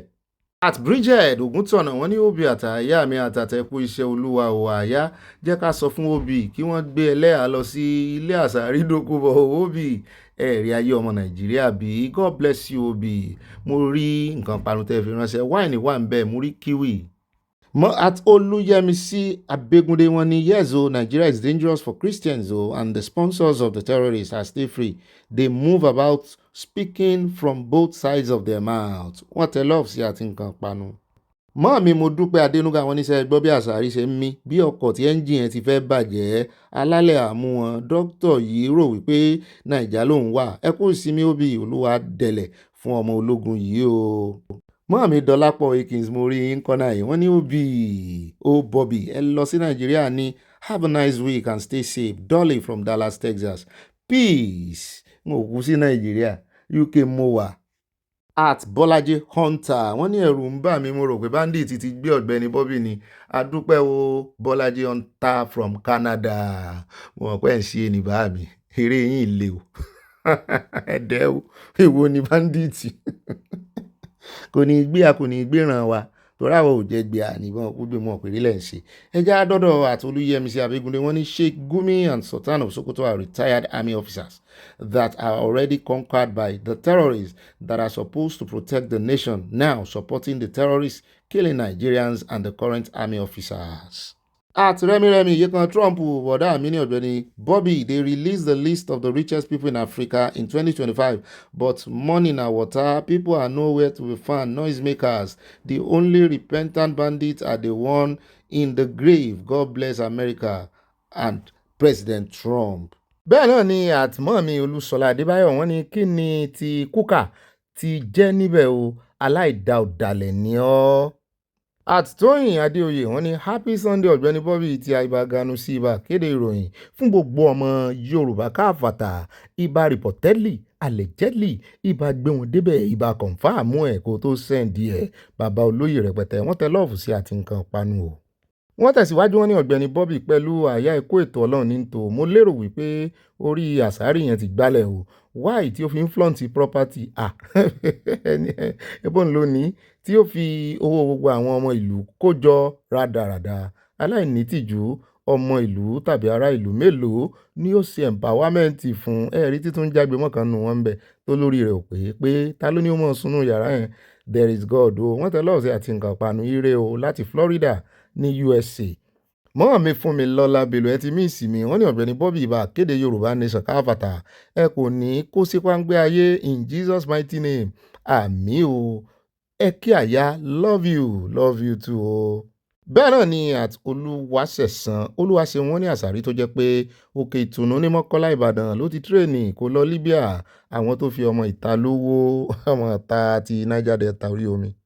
Mọ́mí Moradeyo Alaba wọ́n ní good morning Ọ̀gbẹ́ni Bobby how are you and you actually in UK for real my regards to Aya and you are welcome to London hope you enjoy yourself thank you and God bless Oòduà nation no going back freedom without conditions forward ever. Wọ́n tẹ lọ́ọ̀fù sí àti nǹkan panu mọ́mí ẹ ṣeun o mò ń gbádùn London yín o. Àtàdépọ̀jù Ọ̀pẹyẹmí wọ́n ní Mr Bobby aláyọ̀ wa wọ́n ní òdógbé òdòrú nọ́mbà 8 ní gbogbo àwọn tó ń darí wa ní Nàìjíríà kì í ṣe tikú kì í ṣe tàrùn kí Ọlọ́run yọ wá láàrin wọn àmì o Yorùbá nation is the best nọ́mbà 8 tẹ́ wá dárúkọ yẹn ò tí ì yé mi o. At Tọ́lání wọ́n ní vanity upon vanity all is vanity àṣàrí owó tó kójọ iná wọ́n ní dín ní ó jẹ́ ìkan náà ni ó fi jẹ́. Báàmí Adébẹ̀rọ̀ Kẹ́hìndé wọ́n ní Ọ̀gbẹ́ni Bobby ẹ̀kú ètò Ọlọ́run ní tò wọ́n ní mo retí títí lálẹ́ àná ẹ mọ́ bínú kò sí ìròyìn kí n tó sùn ṣé àlàáfíà lẹ́ṣẹ̀ o àlàáfíà ní o kí ni àǹfààní ti sàríà ti ṣe fún Nàìjíríà ẹ jẹ́ kí wọ́n yọ sàríà dànù kí a rí mú mi o èmi náà sẹ́kọ́ndì mo sàn. At Ayo Copper wọ́n ní you and Aya welcome to UK with love I have prepared your bed and a hot bath ẹlẹ́yà kan ranjú I care less. Ẹlẹ́yà kan ranjú ó dáa o. At Amazing Grace wọ́n ní ó ga o tírẹ́nì àwọn ọmọ ológun yìí lágbára o ọpẹ́ o àwọn ọmọ ilé ìwé tí wọ́n gbà padà Ọ̀gbẹ́ni Dòkúbọ̀ àṣàrí wọ́n ní asán lórí asán ni yóò já sí ìmúlẹ̀mófo gbogbo ohun tí ń lẹ́nu lé lórí Olúwa yóò máa wà pẹ̀lú yín Ọ̀gbẹ́ni Bobby màmá sójà gbà mọ́ mi wọn pẹ́yìn náà ni mo rọwọ́ yín yóò yẹ ń kò ní yẹ ẹlẹ́jà lọ tààràtààrà sọ́dọ̀ ọmọ mi Stella Òdìlé wọ́n ní ẹ káàárọ̀ o. Àárọ̀ lẹ́sẹ̀ receive news gbogbo èèyàn náà ni wọ́n receive ẹ̀ láàárọ̀. Wọ́n ní èmi náà wà wọ́rí ìdí o gbogbo tactics ni mo lò lórí laptop mi ẹ ṣàwọn Ọ̀gbẹ́ni Bobby ìtàsálẹ̀ àná kiri. Wọ́n ní ẹ̀wẹ̀ ó yarí o kò jáde àárọ̀ yìí ló ṣẹ̀ come up adúpẹ́ ẹ̀kú iṣẹ́ ìlú wa Olúwa ṣeun o Olúwa wà pẹ̀lú yín wọ́n tẹ love sí àti nǹkan ọ̀panu mọ́ mi ẹ ṣeun ẹ ti gbúrò mi báyìí ọkàn yín ti balẹ̀. Bẹ́ẹ̀ náà ni àtìtòyìn nọ́rì wọ́n ní àwọn ará ilé onítìrí tí wọ́n lọ ajáàkì amúlùdùn station ní oníkùpù díẹ̀ tí bẹ́ẹ̀ ní ìsọnù Benin Republic yìí o. bẹ́ẹ̀ náà ni at Didi wọ́n ní can someone ask him yẹn Asari Dokubo wípé what factories he has to acquire all those things because those young men around him will do the same. Ìbọn sì wà lọ́wọ́ wọn, ó wà lárọ̀ọ́wọ́tó gbogbo wọn. At Lugimain wọ́n ní here Asari Dokubo as he dey breathe like pepper grinding machine. Sorry ex-militant billionaire, better take care of your head. Ṣé ní mí lókèlókè? Ó lágbára o, ìwọ̀nba lèèyàn sanra jù. Àtúnní Àtíkù wọ́n ní iṣẹ́ ọwọ́ àwọn Haúsá Fúlàní North ni wọ́n fẹ́ fi bà ìjọba Tinubu jẹ́ bí wọ́n ṣe bà ìjọba Jonathan jẹ́ nígbà yẹn. Àmọ́ eléyìí náà Yorùbá Oòduà Nàìjíríà ó mọ̀ pín mójúṣe yín o bàbá mi Sanni Àtíkù. At Sunday Adekalu wọ́n ní how many of these cars and houses are taken to grave when you die? Asari wọ́n bọ̀ wí o. At Ade 2 wọ́n ní who care about your house? All is government money. Mọ́ọ̀mí Tóyin Nọ́rì wọ́n ní Wàsíù yóò tán o, ó ń wá bẹ́kùnbẹ́kùn kiri o, bẹ́kùnbẹ́kùns. Mọ́ọ̀mí Adésọlá Ọládèjì wọ́n ní ó yẹ kí wọ́n fi ọwọ́ òfin gbé Sàtánì Sókótó, àwọn náà ló wà ń di òfin. Bẹ́ẹ̀ náà ni mọ́ọ̀mí Modúpẹ́ Adénúgà Wílà wọ́n ní ibà Kàsóńgó yéye Olúwa máa bá wa ṣe o, àmì ẹ̀ pọ̀ o, wọ́n tẹ lọ́ọ̀fù sí amórí nǹkan panu. Báàmí Nurudeen Murtala àwọn ní Ọ̀gbẹ́ni Bobby tiwa ibà àlẹ́jẹ́lì ìròyìn ọlọ́mọ ilé ṣé wàá pẹ́ ní alẹ́ òní Ọlọ́run Allah yóò máa sọ agbára dọ̀tun àfi bí ẹni wípé mi ò tí ì jẹ dínà. Wow, ẹ mọ́ bínú. From New York ire lójú owó rí wọ́n tẹ lọ́ọ̀fù sí a o. Mọ́ọ̀mí Kemu Blonsky wọ́n ní Asari don dey get mental issues, see the way he's breathing, the guy really needs inhaler for him to breathe well. Òpònú olè ọ̀lẹ ẹlẹ́nu tọ̀ọ̀kù orí bàǹbà bí ẹ̀bà. At Oyeniyi Ancestral TV wọ́n ní Ọ̀gbẹ́ni Bobby ẹ kú iṣẹ́ o, Oòduà Nation a reality. John Oyeniyi from Eastern Texas ẹsẹ̀ bá mi o, ó ti become reality already. Kó bọ́ sí alọ́wọ́ lókù wọ́n tẹ lọ́ọ̀fù sí a àti nǹkan panu. Mọ́ọ̀mí Ọlápéjú Okos wọ́n ní Ọ̀gbẹ́ni Bobby welcome on board, I have been waiting for your news. Thanks to Elédùmarè that you are here. I hope you are enjoying your vacation. Well done bro, you are loved. Mọ́ọ̀mí you are loved too. I love you níjẹ́ bẹ́ẹ̀. Báàmí Ismail wọ́n ní ibà ó pẹ́ yín lé ní o, ẹ̀kú iṣẹ́ ọpọlọ o, ẹ mọ́ bínú sí a. Bẹ́ẹ̀ náà ni báàmí Sunday Emmanuel Afọlábí wọ́n ní may God crown your effort on Yorùbá nation. Amen. Mo ti dọ́dọ̀ mọ́ mi Olúfúnkẹ́ Fájimólú wọ́n fi owó stika YouTube owó sọ̀wédowó YouTube wọ́n fi ránṣẹ́ sáàyà àyà náà dúpẹ́ o lẹ ṣé o. Wọ́n ní àpò yín ò ní gbẹ̀bí tẹ́ ti mówó náà, ọwọ́ yín ò ní kàn sàlẹ̀ àpò. Ẹ ṣeun o, wọ́n kàn ń da owó bọ àyà ni, owó parí ọdún owó kérésì òun náà ti lọ sọ́jà ó ti ń wáṣọ tí ó rà. Ó ra ẹ káàbọ̀ padà, mo ti ń retí yín ṣàyà ṣe yín dáadáa, èmi náà ti look bright díẹ̀ ẹ ságbà ń bẹ́ ó ṣe environment yẹn ó yàtọ̀ lára mi ṣùgbọ́n a adapt láàrin ọjọ́ mélòó tá a lò ní UK. Gbogbo ẹ̀yin tèmi ní UK bàbá fẹ́ ríra ó kù sọ́wọ́ yín o, torí mo mọ̀ pé ọ̀pọ̀lọpọ̀ yín ibi iṣẹ́ ẹ mọ̀ wulẹ̀ làágùn lórí rẹ o, bí iṣẹ́ ò bá ti gbà yín láàyè a mọ̀ sí wa dáadáa, ṣùgbọ́n ẹ ń bá fẹ́ rí mi ẹ mọ́jọ́ ẹ mú ibi tẹ́ ti rí. Mọ́ mi Dorcas Jalo ibo lẹ́wà, ó yẹ kí n rí 1 or 2 people àbí mi wà ní rí kankan náà ìyàwó mi. Kò dáa bẹ́ẹ̀ o. Ẹ jẹ́ á bẹ̀rẹ̀ látòrí ẹ ti jókòó ẹ ti wá nǹkan jókòó ẹ mọ́ bínú, ẹ wá nǹkan fìdílé nǹkan, ẹ wá nǹkan olómi tútù tàbí nǹkan ẹlẹ́rìndòdò tẹ́ mọ̀ fi sọ̀rọ̀ àjìjà, bẹ́ẹ̀ náà nìyẹn wá nǹkan panu sí kí n wá mọ́ gbé yín débẹ̀ nínú àkójọpọ̀ ròyìn bọ́wọ́ bá dilẹ̀ báyìí ẹ bá yọ ẹ bá pín fún àwọn olólùfẹ́ yín. Alákọ̀ọ́kọ́ ń bẹ̀ ẹ jẹ́ á bẹ̀rẹ̀ látọ̀dọ̀ Wike ń fa trouble, Wike ò jẹ́ kó gun omi lórí Sàbùkẹ́ tán fi ránṣẹ́ sí pé àwọn ti yọ kúrò náà ẹgbẹ́ ló náà bá ní ó dáa o. Àgbò tó fẹ̀yìn rìn lọ agbára lórí ìmúwá àti wípé wọ́n ní eégún tó bá kọ́kọ́ jó ìran ní owó gbẹ̀yìn o, eégún tí yín ti jó ìyẹn faction ti Ṣèyí Mákindé pé eégún tóun ló wá fẹ́ jó báyìí pé bẹ́ẹ̀ náà sì ni eégún ńlá ní kẹ́yìn ìgbàlẹ̀ wọn lòun ó kẹ́yìn àwọn ọ̀tá àwọn òun lòun ó rẹ̀yìn wọn pé lọ́rọ̀ kan òun náà ti wá lọ kó àwọn akẹgbẹ́ rẹ̀ jọ. Mo ní Wike like trouble, èmi náà ti mọ̀ pé yóò ṣe ó lóun náà fẹ́ issue certificate expulsion fún wọn, òun fẹ́ lé wọn kó nu ẹgbẹ́ àwọn nìkan kọ́ náà mọ convention ṣe.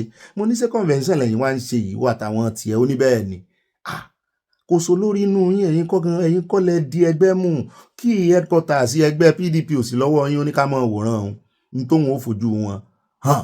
Ó lóun ò ṣetán àti kó nu ẹgbẹ́ bá ń tẹ̀ sí ká wò bọ́n ṣe búra fún àwọn Wike ìyá nǹkan o, ẹ bá ń tẹ̀ sí ilé agbára. Ṣèyí Mákindé, my younger brother, he was an SDP. I know when he came to Mobi, I know those who brought it to me, a good cat, and the former deputy governor, who is here, and one and the lawyer, that I came back. He was SDP, he didn't make it before my life. How can those who met me in my house, who met me in my house, to not let me out? I'll give up.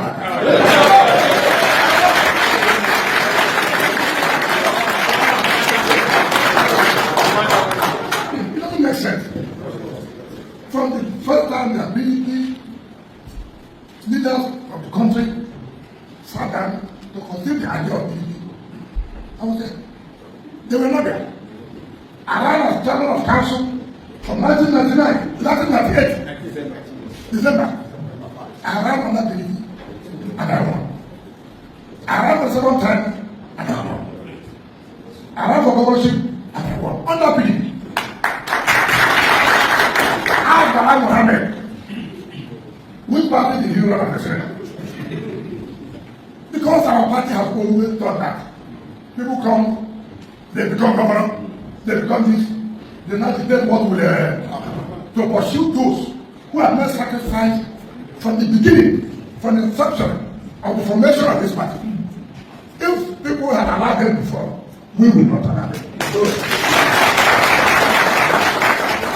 Of course, I can tell you, they have no choice. But they are way out of the party.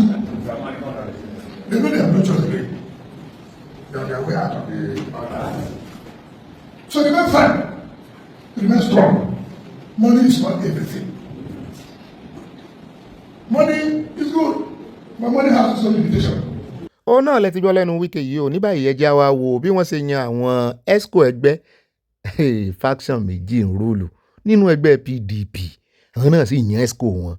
Wike yìí ẹ̀hàn náà ni o.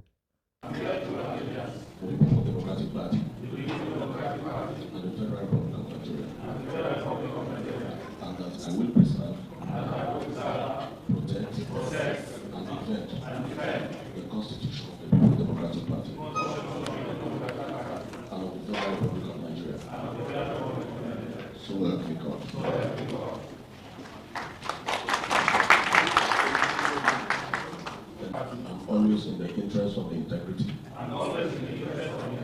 solidarity, advancement, welfare, and prosperity. Federal Republic of Nigeria. Agreed or resolved to dissolve the following state committees. 1. Oyo, Yobe, Zamfara, Taraba, Delta, Kano. Ó náà lẹ ti rí yẹn o wẹ̀ẹ́dẹ̀ tá a fẹ́ fi wọ́n pa wọ́n ti ń fara wọn pa o ẹ wò wọ́n ṣe ń dissolve àwọn chapter of ẹgbẹ́ wọn state by state ọ̀dọ̀ Ṣèyí Mákindé náà ti bẹ̀rẹ̀ ẹ já kó lọ́dọ̀ wọn ààrà fi wọ́n pa wẹ̀ẹ́dẹ̀ dáadáa.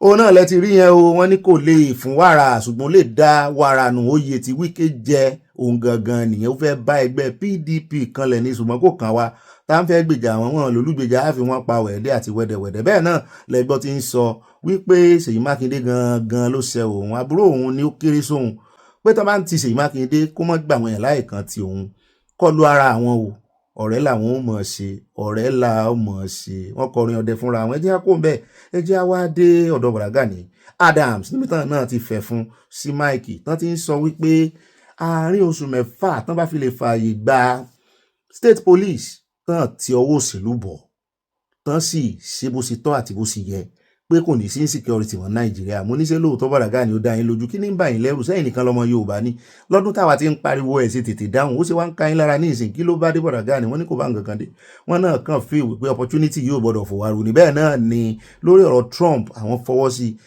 kín lẹ́yìn pé kí Trump máa bọ̀ gbogbo ọ̀nà tó bá mọ̀, àní kí insecurity kó lè tiẹ̀ kẹsẹ̀ járí, pé ìpànìyàn yìí ti pọ̀ jù. Mo lẹ̀ sùn tẹ́lẹ̀ bọ̀dà Gani àrùn, ó sì wá jẹ́ dàí, ó ti ń léètì, ó ti ń bọ́ sórí wọn ní kò tí ì léètì jù. Sí agbọ́rọ̀ lẹ́nu wọn, ẹ̀jẹ̀ agbọ́ bá a bá padà dé káwá tẹ̀ wájú nínú ìròyìn tòní.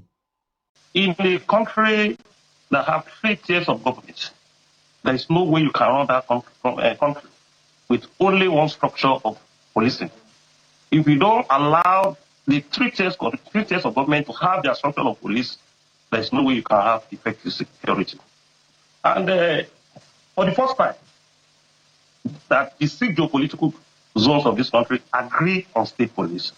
Even our northern brothers, the northern governors, the emirs, need to agree on state police. And I believe that if the National Assembly legislates on state police and the president sign it to law, the issue of insecurity will be resolved in this country within a period of 6 months. Because although we have our own Amatekun in Southwest, but the power of Amatekun is very, very limited. They did not have the opportunity to carry modern weapons to confront these terrorists. The challenge we are having in Nigeria, beyond thefts and robbery, we are talking of people moving with sophisticated weapons to the extent moving with some machine gun and anti-aircraft weapon in their shoulders. So for you to confront those kind of criminals, you need to be in possession of a modern weapon and even technology in terms of drones and in terms of having the technology to know where they are, to discover them where they are in our forest. We have to be security conscious and we have to be careful of the strangers or a person who visit our community. If they notice a strange move, they should report to appropriate authorities. And at the same time, the level we have in Nigeria today, we have to let our people know that it is very, very important that if there is an external intervention to make our country secure, it's welcome. Because I read it in the newspaper 3 days ago that about 7,000 Nigerians are still in captivity of these terrorists. In Zamfara alone, we have about 6,000 people. And the remaining 1,000 was from about 5 or 6 states in Nigeria. A country that have law and order, a country that has constituted authority, a common criminal, taking the stage of 7,000 citizens. That signals a lot of concern for a reasonable citizen of this country. And look at what happened in Benin Republic yesterday. Nigeria intervened because we have the capacity. So when we have a country that have the capacity to collaborate with Nigeria to make Nigeria secure, it's welcome development. And I believe the president has started the move by constituted a committee to interface with the U.S. government to make sure even U.S. can give us intel about this criminal. It's welcome. I look at what is happening when European Union was supporting Ukraine against Russia. There was a minor disagreement between U.S. government and the European Union. And the U.S. government threatened them. We stop giving you an intelligence to fight this cause. The European Union moved closer and appeals to the U.S. No, we are not fighting you. We need your intelligence. There is no doubt that the U.S. is one of the police of the world. They have the capability, they have the capacity to help any country if it's on the level of sincerity and cooperation. So what is happening in this country, if care is not taken, if we don't manage it well, if we don't look for a way to flush out this criminal in our country, if there is any problem in the country, we will accept our refugees. Because we have the capacity. That was one of the reasons we assist Benin Republic yesterday. Ó náà lẹ ti gbọ́ yẹn o wípé kí ló ń ba Nàìjíríà lẹ́rù nígbà tí USA láwọn fẹ́ wá help wọn fẹ́ wá ràn wọ́n lọ́wọ́ sí ìgbéra wọ́n dìde fúgà lánàá wọ́n gba Benin Republic lọ wọ́n rè help Benin Republic. Ṣé Benin Republic kì í ṣe sovereign nation ni? Ṣe déédéé wá gbé nǹkan ogun lọ bẹ̀ tán sì ń ju àdó olóró precise one náà ń jù ń bẹ̀ sì wọ Benin lọ torí pọ́n súnmọ́ra wọn àbí tó ránjọ́ wà ní ẹgbẹ́ ECOWAS ìrọ́ nítorí pé Nàìjíríà àti USA náà wà ní ẹgbẹ́ UN. Wọ́n lè mọ́ súnmọ́ra wọn by border ṣùgbọ́n wọ́n súnmọ́ra wọn ní àjọṣepọ̀ tó múnádóko gẹ́gẹ́ bí sovereign nation tán jọ wà nínú United Nations. So tí tó mú Nàìjíríà gbé aircraft rè mọ́ ju àdó olóró ní Benin Republic lánàá. In fact ọ̀pọ̀lọpọ̀ àwọn ọmọ iléeṣẹ́ ológun tán náà mú gan tán fẹ́ dìtẹ̀ gbàjọba ń bẹ̀ wọ́n ní ọpẹ́lọpẹ́ Nàìjíríà. Kí ló wá ń ba Nàìjíríà lẹ́rù nígbà tí USA náà láwọn ń kó ológun bọ̀. Ó rẹ̀ káàbọ̀ padà òun náà lẹ ti gbọ́ lẹ́nu Bọ̀dá Gani yìí o, èmi ò mọ intention wọn o, ọ̀rọ̀ ẹnu wọn ni mo fi ń jọ́ọ̀jì wọn o, ọ̀rọ̀ ẹnu wọn dáa, intention ni mi ò mọ̀. Wọ́n sì ní bó o bá ní Ọlọ́run rínú rẹ̀ jẹ́ káwọn èèyàn náà rọ́wọ́ rẹ̀, ọwọ́ ni Bọ̀dá Gani fi hàn àmọ́nú wọn. Ọlọ́run la rínú róde olùmọ̀ràn ọkàn, ẹ jẹ́ á finú wọn lẹ̀. Ẹ mọ́ judge wọn by what we don't see, let's judge him by what we see. Ọ̀rọ̀ ẹnu wọn dáa, ó sì dáa bó ṣe ń gbè sí ìpè pé kí Amẹ́ríkà máa bọ̀, ó dáa bó ṣe ń gbè sí wọn lẹ́yìn, wọ́n sì láwọn Haúsá ò láìkẹ́. Ẹ jẹ́ wá kó bẹ́ẹ̀ jẹ́ àdọ́dọ̀ Ọgbẹ́ni Sátánì Sokoto.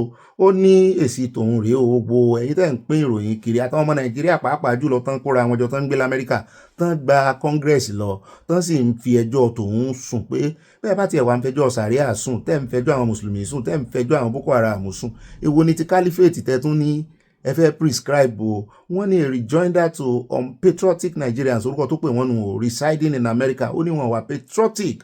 Ó ní we are shocked and disappointed by the actions of some Nigerians residing in America. Ìkànnù wọn tó ń bá wíla mú wá fún yín lánàá yẹn, who are conspiring to tarnish the image of the Sokoto Caliphate and instigate division among Nigerians. Wọ́n ní the Sokoto Caliphate is a revered institution that has contributed significantly to the development of Nigeria and West Africa. Only the Sokoto Caliphate's legacy is built on principles of justice, education, and social welfare. It was a beacon of Islamic scholarship and governance that prompted stability. Only labeling it as a terrorist organization is a gross misrepresentation of history and a disservice to the people of Nigeria. The people of Nigeria as get pẹ̀lú caliphate. Ṣé gbogbo ọmọ Nigeria ló ní caliphate ni? Gbogbo Hausa gan kọ́ ló ní caliphate. Wọn ò rò pé àwọn Kánò gan gbà fún caliphate. Only we condemn the action of these unpatriotic Nigerians who are seeking to create internal conflict and division among Nigerians. Only their actions are a betrayal of the trust and hospitality that America has shown them. Only we urge all Nigerians to stand united against these divisive forces and to defend the legacy of the Sokoto Caliphate. When you defend the legacy, Ebo. Only we must work together to build a better Nigeria where all citizens can live in peace, prosperity, and unity. The Sokoto Caliphate is a symbol of Nigerian pride and heritage. Well, heritage, and we will not let anyone tarnish its image or undermine its legacy. We will continue to promote the values of justice, education, and social welfare that the Sokoto Caliphate represent. Only we are Nigerians. We are proud of our heritage. We will not be divided by misled by those who are misleading. Ìbòpọ̀ wọ́n bá kọ́ ni, wọ́n bá kọ́ ni. Òun náà kàwé díẹ̀ ṣùgbọ́n ó ká wọn lára, ó ká wọn nísan. Ntẹ́mi rí ń bẹ̀ nìyẹn nítorí ọ̀pọ̀lọpọ̀ ìṣẹ̀lẹ̀ tó ṣẹlẹ̀ tẹ́ rí. Ṣé ẹ̀rí ọmọ Nàìjíríà tó dúró tán pàápàá jùlọ ìkan nínú wọn Dr. Afọlábí kọ́ ló kọ wọn ọmọ Yorùbá tá a morúkọ wọn wá fún yín lọ́jọ́ sí tó jẹ́ pé òun gangan ló ń pe ìpè wípé kán proscribe caliphate bẹ́ẹ̀ náà sì ni kí wọ́n wọ́gi lé ṣàríà. Wọn Yorùbá tàtà ni ara ń kan wọn ni kò sì sí wọn rògùn ẹ̀ sí wọn mọ̀ pé Trump lè gbọ́rọ̀ sí wọn lẹ́nu tẹ́lẹ̀ wọn mọ̀ pé ìgbésẹ̀ tí àwọn ọmọ Nàìjíríà gbé ó lè kó bá wọn mọ̀ pé ó lè tú àṣírí àwọn gbogbo ayé tí ò mọ̀ wọn tẹ́lẹ̀ wọ́n ti ń fojú agbésùmọ̀mí wò wọn àtàwọn Fúlàní wọ́n wá ń sá kíjokíjo wọ́n ń sá kàbàkàbà pìtìpìtì ayé bá wọn ń tó mú Sultan ráàyè mọ́ dáhùn pìtìpìtì ayé ti bá. Ṣé ẹ sì wá rí wọ́n mọ̀ wípé yóò kó bá wọn tí Amẹ́ríkà tó bá fi lè proscribe àwọn torí tẹ́lẹ̀ là máa ń wò wípé ìgbà tí ìsapá Amẹ́ríkà náà ti máa ń lọ hajj ìgbà tí ìsapá Amẹ́ríkà gangan náà máa ń lọ ọ̀pọ̀lọpọ̀ wọn lọ àìtí ẹ̀gbọ́pọ̀n lọ Amẹ́ríkà wọn máa ń lọ o yóò sì kó bá wọn gan torí gbogbo ibi tí investment wọn dé yóò easy for Amẹ́ríkà láti seize ẹ̀ láti freeze ẹ̀. Ó ti dáhùn náà nú lójú ara rẹ̀ o. A mọ̀ wò ìgbésẹ̀ Amẹ́ríkà ó gbé e a sì mọ̀ wo àbálò àbábọ̀ àwọn delegate wọn tó wá láti Amẹ́ríkà wọ́n kú ti sọ pé kì í ṣe foot soldier ló wá wọ́n ní kò tán abí òtàn wọ́n ní ojú ti kèrèbé wọ̀ mọ́ ni ẹ mọ̀ wọ̀rí àtò kọrin fún yín ẹ jẹ́ wá tẹ̀síwájú o ẹja dé ọ̀dọ̀ ọ̀rẹ́ mi Bright níbi tó ti fi ọmọ kan hàn wá o, ọmọ ọdún 19 wọ́n ní ti ń jalè kiri. Mo ní youthful exuberance ni wọ́n lélẹ̀ kọjá youthful exuberance, wọ́n ló kó dọ́là kó pounds, wọ́n ní bẹ́ẹ̀ náà ní nǹkan àlùmọ́ọ́nì ẹni ẹlẹ́ni ó jalè. Mo lọ́mọ kékeré ó sì fẹ́ràn ara rẹ̀ confess, wọ́n ní bẹ́ẹ̀ ni ẹ bá ń tẹ̀sí ẹja gbọ́. I was having this young girl. She's about 19 years old, who was working for them, and she's been with them for over a year now. When they traveled, she went into the house, broke into their bedroom, ransacked everywhere, saw some dollars and took them, some nairas and took them, carried their laptops too. This is a new laptop. The said commissioner has an empowerment scheme where he uses POS and cash to empower Deltans. She went away with 2 of the POS. It didn't stop there. She took their phones. She had already flashed these phones. It still didn't end there. She carried, this one is the Rika. The Rika is what? Tin tomato, abi? Tin tomato, the Rika tin tomato. She carried Indomie. This one is Indomie. Maggi where they take the cocoa. She carried it. She carried Indomie, power oil, red oil, even pig milk, Dano, Milo, sugar, and even these shoes. Are they your shoes? She even packed their shoes as well. And I've asked her, the people you were working for, were they maltreating you? She said no. Were they not paying you well? She said no. Were they not giving you food? She said no. So why did you do this? Before they came back, she packed all these things, went outside, got a cabman, in connivance with a driver. Your name is what? Rafe. In connivance with the driver to the principal that they were working for, and made their way with all these things to Plateau State, to just Plateau. Where in Plateau are you from? Mongu. Unfortunately for her, she didn't even just do that. She destroyed her SIM card. Someone that said she didn't know what came over her, she destroyed her SIM card. But trust us in Delta State Police Command. When it comes to intelligence-led investigation, we are professional. That I can give to the command. She was straight to her village and she was arrested. Eventually, the said driver who said he knew nothing about it was also indicted that he actually helped her to park. But when he was confronted, he said he didn't know anything. Auntie, what's your name? Rosemary. Rosemary, you go open your mouth too. How old are you? I'm 19. You are 19 years. How long have you been working with this, your oga? 1 year plus. 1 year plus. So this money and this naira, where did you get them from? From his wardrobe. His wardrobe. Did you have access to his bedroom or you broke the key? I used to clean the room. Everywhere is open. Okay, everywhere is open. So who was at home that day that you did all these things? Nobody. Nobody. You know this man here? Yes, sir. What did he help you to do on that day? When I packed things outside, he now helped me pack things inside the car. What did he help you to pack? Those bags and this one. Okay, was he aware that you carried all these Indomie? I've already put them before he informed me. He know, abi he no know? I told him I was going to Webu. To Webu? Yes. Did he see all these Indomie?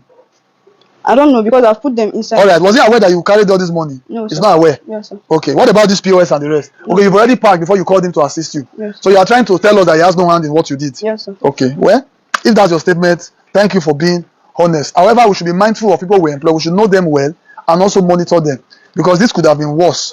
Ó dá Ọlọ́run kó ṣàánú wa àwọn ọmọ ìgbà míì bóyá kán rè kọlà fún kán lè yọ olè ojú rẹ̀ kúrò àbí ọmọ kékeré 19 years tó ti ń ṣe báyìí bí ó bá fi wọ 20 something yóò lágbára o kó mọ́ rè di the new Anini àbí Sunday Òsùnbọ̀ àwọn olè ayé ìgbàanì àwọn olè ayérayé ṣé Sunday Òsùnbọ̀ ni àbí fúbọ́ọ̀lù àwọn ní Sunday Òsùnbọ̀ kí wọ́n lọ pé ọ̀rẹ́ ìpẹni tí ìṣòlè ló lé o Sunday kí ni ná.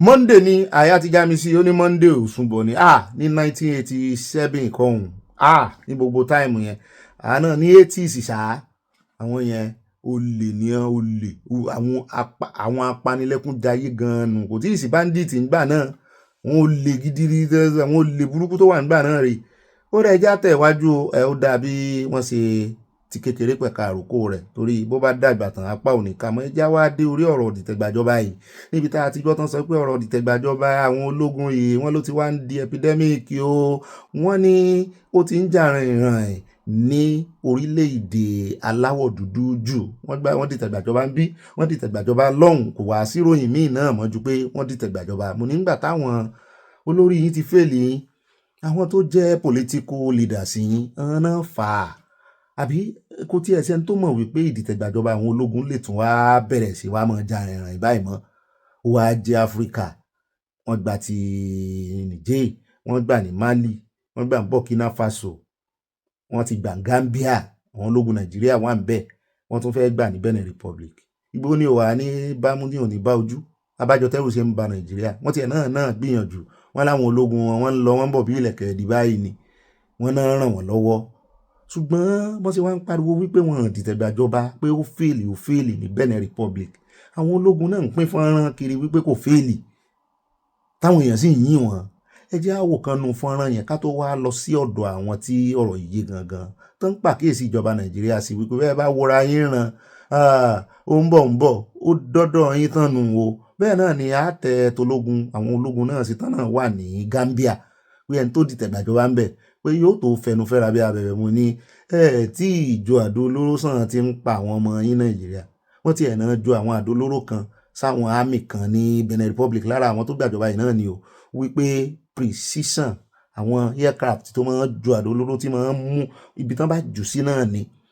Wọ́n ní lò yẹn Sambisa, ẹ wá gbé lọ lù ń lù ẹ̀ ń rí èsì ìrànlọ́wọ́, èyí tẹ́ ẹ nídìí ìrànlọ́wọ́ tán wá ń ràn lọ́wọ́ tẹ́ ẹ sì ń bẹ̀bẹ̀ ìrànlọ́wọ́. Wọ́n ní tó bá jẹ́ tógun ni, wọ́n ní ológun Nàìjíríà dúró tán, wọ́n ní ogun abẹ́lé náà ń pelé yẹn, wọ́n ní semantic àbí systematic, wọ́n sápé ló kọ̀ọ̀kan pé ó ṣòro jà ju kí orílẹ̀-èdè kó fèsì orílẹ̀-èdè lọ. Oníṣorílẹ̀-èdè lẹ wá ń fèsì, ṣé bá àwọn èèyàn wọn, àwọn ará wọn náà, àwọn military tó wà nù tó jọmọ wọn ń Benin, ebọn lẹ̀ ń rí ìjọ àdó olóró sí. Ṣé ẹ̀yin àti Benin Republic lẹ́jọ́ ń jà ni?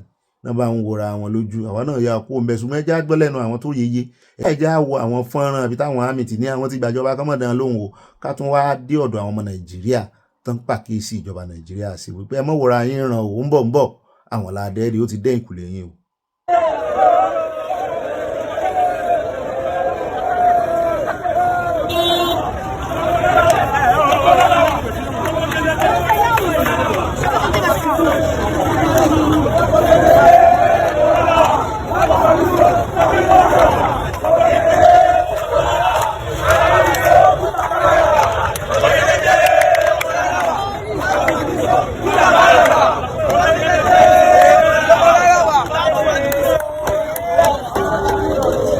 We are dealing with full contagion in our environment, which has been enabled and facilitated by rulers, political rulers. They are not leaders. That is my take. And what has happened now is that because ECOWAS has failed to act when it needed to, the politicians are doing whatever they please and without consequence, impunity and no consequence. And when the civilians try to protest, they use the military to suppress them. Now the military has now found a way to say, well, listen, you are using us to do this dirty game. We can also be on our own. Why don't we take power by ourselves and then test it? And once they have done it, power, corrupts, and absolute power corrupts absolutely. What we have had in the last 2 weeks, by the way, I was in Guinea-Bissau to watch that comic of a coup. In fact, after that, one was saying that Mbalo should have come to Nigeria to meet Nollywood producers on how to organize coup. Because it was so brazen, it was so comical, that observers were there, and I likened it to a proverb in Africa where somebody in a market square will steal something and try to hide it behind his back in the full glare of the traders and then their customers. This man, because he has been enabled to do this, he threatened to expel ECOWAS and UN mission. In March, nothing happened. He has sacked the parliament twice. As we speak, Guinea-Bissau has no parliament. He has, tampered with the appointment to the judiciary. All the judges are his appointed by him, and so on and so forth. He changed the timetable for the election, giving himself about 7 or 8 months, saying that his tenure did not end in February, so it was in November. And here we are, as soon as they were, the Electoral Commission was to announce the result, a day before they were going to do that, he saw that he wasn't going to win. Now he manufactured this coup. And like you said, those that are there are his allies, beginning with General Hunter, who took over. In fact, the Prime Minister was his campaign director in the election of 23rd November. So you say, how can this man have that gut to fool not just his country, but the whole world. And that was why, and when ECOWAS had gone to that mission in March, he told them not to meet with the opposition. And ECOWAS people now there said, no, we cannot do that.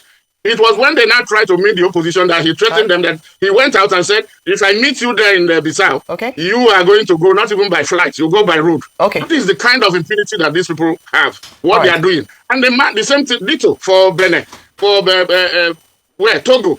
I know some water in Cote d'Ivoire. Yeah.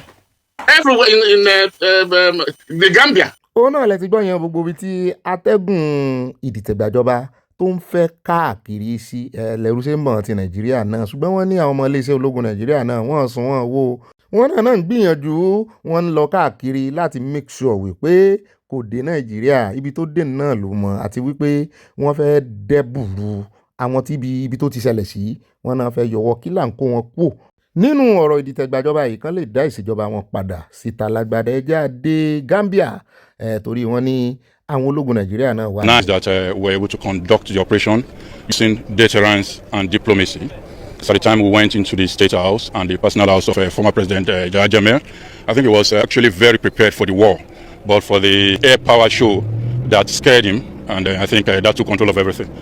And gradually we're also integrating the members of the Gambian armed forces into the security arrangement. So this will continue until we are sure the peace is stable, the Gambia is stable.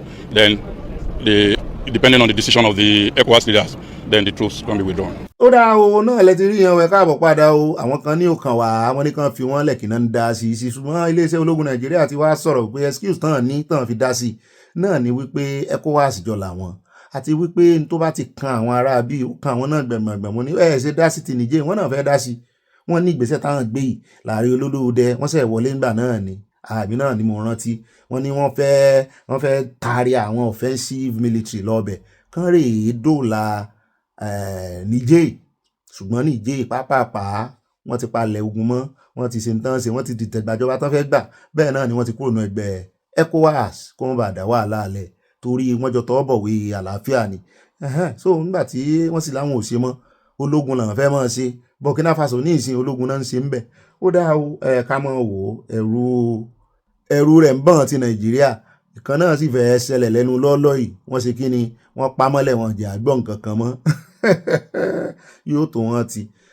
Ó dáa, ẹjẹ́ wá kó ń bẹ́ẹ̀, ẹjẹ́ sáré fèlè ìkùn níbi tá a ti gbọ́ tán sọ wípé the French president ìyẹn Emmanuel Macron wọ́n ní ó ti nawọ́ ọ̀fẹ́ sí ààrẹ olódòdè wípé kó má wọ́rì pé òun ti ṣetán láti ràn wọ́n lọ́wọ́ lórí ọ̀rọ̀ terrorism. Ní kí ni ń wò tẹ́lẹ̀, ṣé bí France ni ààrẹ olódòdè máa ń lọ gbogbo gbàǹgbà náà, kí ló wá mú pẹ́ tó yìí tí ò fi ran ọ̀rẹ́ rẹ̀ lọ́wọ́. Wọ́n ní the telephone conversation orí fóònù náà ti sọ̀rọ̀ aired as a United States delegation comprising the US ambassador to Nigeria and the top officials parleyed with the National Security Adviser yẹn pẹ̀lú Nuhu Ribadu l'Abuja lánàá.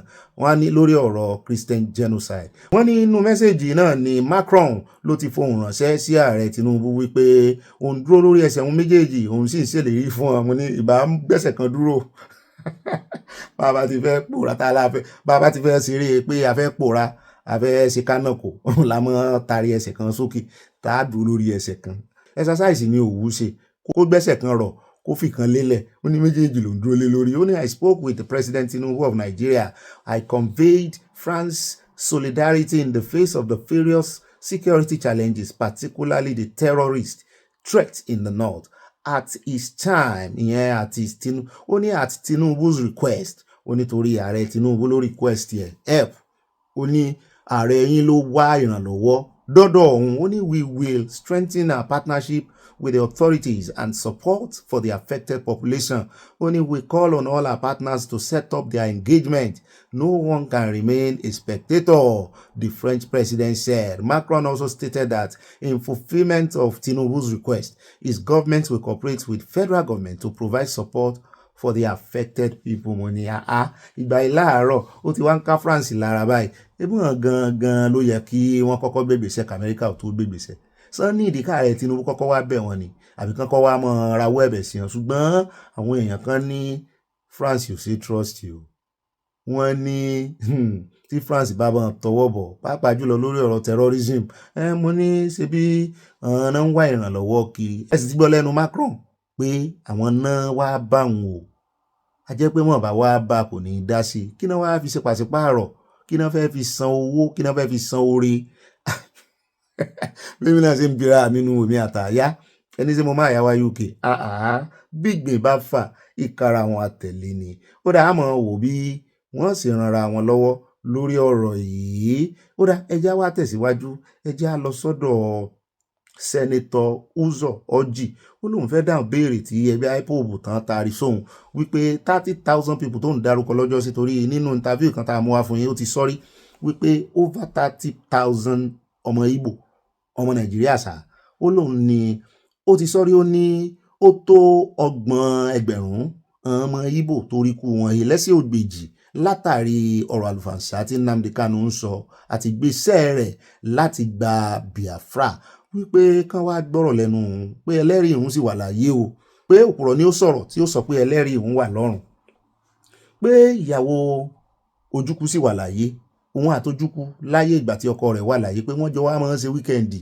nílé òun wọ́n lè sún ọjọ́ 2 ọjọ́ 3 tán máa sọ̀rọ̀ pé ó wà ń bẹ̀ nígbà tọkọ rẹ̀ sọ fún un wípé lórí ọ̀rọ̀ Biafra o ogun méjì ni ó yẹ kán jà pé ṣùgbọ́n àwọn ti jà lákọ̀ọ́kọ́ pé ẹlẹ́ẹ̀kejì ò necessary mọ́ pé gbogbo àwọn ọmọ tó ń fa wàhálà kiri pé òun ò bá wọn sínú àwọn tó ń fẹ́ Biafra òun ò lọ́ọ̀bì kankan inú Nàìjíríà ló máa kú sí ọmọ ọdún mélòó lòun ti ń kayé ọjọ́ òun ti ń kẹ́rù kòtò lóhun ó tún wá mọ́ jìjàgbara òun lọ lẹ̀lérí kankan ò sí níbì kankan fún òun àtìrán òun ò pé ọ̀pọ̀lọpọ̀ ọmọ Ìgbò náà sì kọ̀ǹkọ̀ pẹ̀lú òun pé ọ̀pọ̀lọpọ̀ àwọn èèyàn tán sì pa àwọn èèyàn wọn gan tán béèrè list lọ́wọ́ òun tán béèrè ẹ̀rí pé ọ̀pọ̀lọpọ̀ wọn ò lè sọ̀rọ̀ wọ́n ti fi ìbẹ̀rù mú wọn pé ṣé bọ́n ṣe ń gbòmìnira ni ó sọ̀rọ̀ ilẹ̀kùn wọn àti Dr. Abati náà ni a pẹ̀ díẹ̀ bá a bá lè ṣe atótónu lórí ẹ̀ á ṣe é ká wo ohun tí ọ̀pọ̀lọpọ̀ àwọn èèyàn náà ń feel lórí ọ̀rọ̀ ìjàngbara òmìnira torí ẹ̀ bí ìjàngbara bá ti mú ìtàjẹ̀ sílẹ̀ dání tó sì jẹ́ wípé àwọn tẹ́ ẹ̀ ń ṣèlérí fún pé ẹ fẹ́ gbà lẹ̀ náà lẹ̀ ń ta ẹ̀jẹ̀ wọn lẹ̀ ó kọjá pé ẹ ń bá kú kó kú ẹ ń bá ṣẹ́kù kò ṣẹ́kù ó kọjá bẹ́ẹ̀ strategic nìjà òmìnira mọ̀mọ́ tẹnu mọ́ òun náà ló sì dífá fún Scotland àti UK tí mo wà báyìí wípé wọn àti ìfira wọn lẹ̀ nítorí wọn àfẹ́ kó bógun dé wọn àfẹ́ kó bá ìjà dé torí wọn àfẹ́ fẹ̀mí àwọn ènìyàn ṣòfò ẹ̀yin tẹ́lẹ̀ fẹ́ gbòmìnira tẹ́ wà náà ní ẹ̀mí tẹ́ ń pariwo síta tó àyà ní gbogbo ọ̀rọ̀ rẹ̀ náà kọ́ ló correct mo ní ó dáa jẹ́ àtẹ̀ sí pẹpẹ fún àwọn èèyàn wa kan bá wa dá sí i àwa ò ní George àìsàdájọ́ ẹ jẹ́ àkọ́kọ́ gbọ́rọ̀ ẹnu rẹ̀ náà ká tó mọ̀ ní tá a sọ lé ẹ bá ń tẹ̀sí ilẹ̀ abẹ́rẹ́ pápá àròjọ mùsùlùkùn. I've never had this name. I've never had any name like this, and I cannot sponsor anything. I was governor.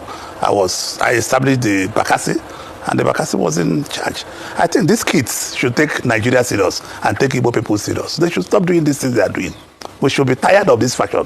We should think on how to move forward, how to use political solution to sort out the Igbos in where we belong today in Nigeria. Nobody takes the Igbos serious when it comes to this kind of things. These guys should stop this old-fashioned way of doing these things. I think they should now find a way on how they can put back Igbo in the map of Nigeria. Please, this is what I think. I don't want to, Dr. Kwati, to waste my time in answering frivolous questions with you. I thought you have invited me to your program to discuss things that are very visible, not that no history in the world have me as a leader of any other thing than being governor of Abia State. Okay. If a Mapawafo is alive, he should come onto me with you in a program and tell me where I established autopilot. What is called autopilot? I don't understand. I've never heard that name before. That you are saying it today. And I want these boys to take serious their ways and know that Igbo people have suffered a lot on what they are doing in Igbo land. It is not acceptable at all to anybody. Okay. Because this is old fashion of doing things. They think on how to make peace. They think on how to bring out the Mazen and the. They should think about tomorrow and think about people that lost their lives and families that they lost their lives. Those families are not happy, but they don't want to talk.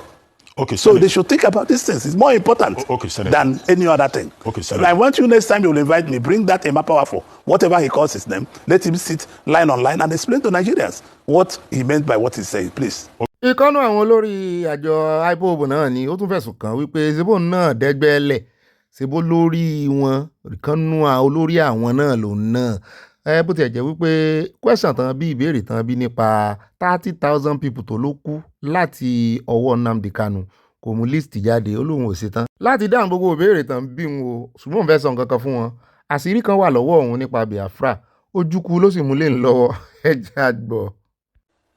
No. Dr. Apati, I'm well-blooded Igbo. I was with Ojukwu in the late days of his life. And Mrs. Bianca Ojukwu can testify to this, that I've always been coming to the general, and the general was coming to Igbere in my village to stay 2-3 days, some weekends and all the rest of them. And Ojukwu told me that the first one was necessary, that the second one is no longer necessary. And even if these boys want Biafra, who are you going to rule when you kill all the Igbos? When you stop all Igbos of doing business? When on Mondays, if you see people going out for business, you start pursuing them and killing them?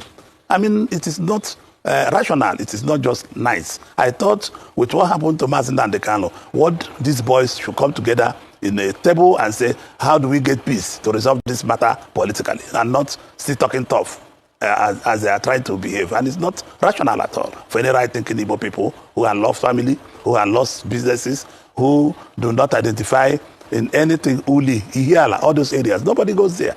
And part of Olo, where the governor of Imo State comes from, nobody goes there. So, and part of Southeast. So I think even if they want Biafra, they should drop their arms and go with their flags and demand for what they want and negotiate for it.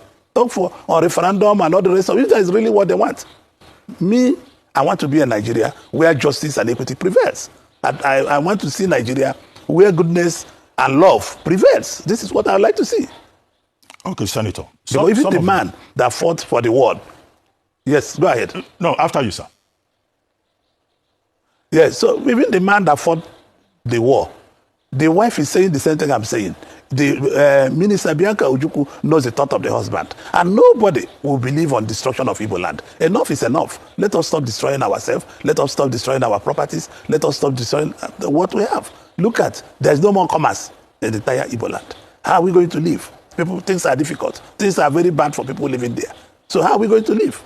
Okay. These are the issues. Okay, Senator. I feel so sad that these boys at this time is still talking about this kind of behavior. I mean, I think there should be a change people to talk how we can negotiate with federal government to peaceful resolution of these issues.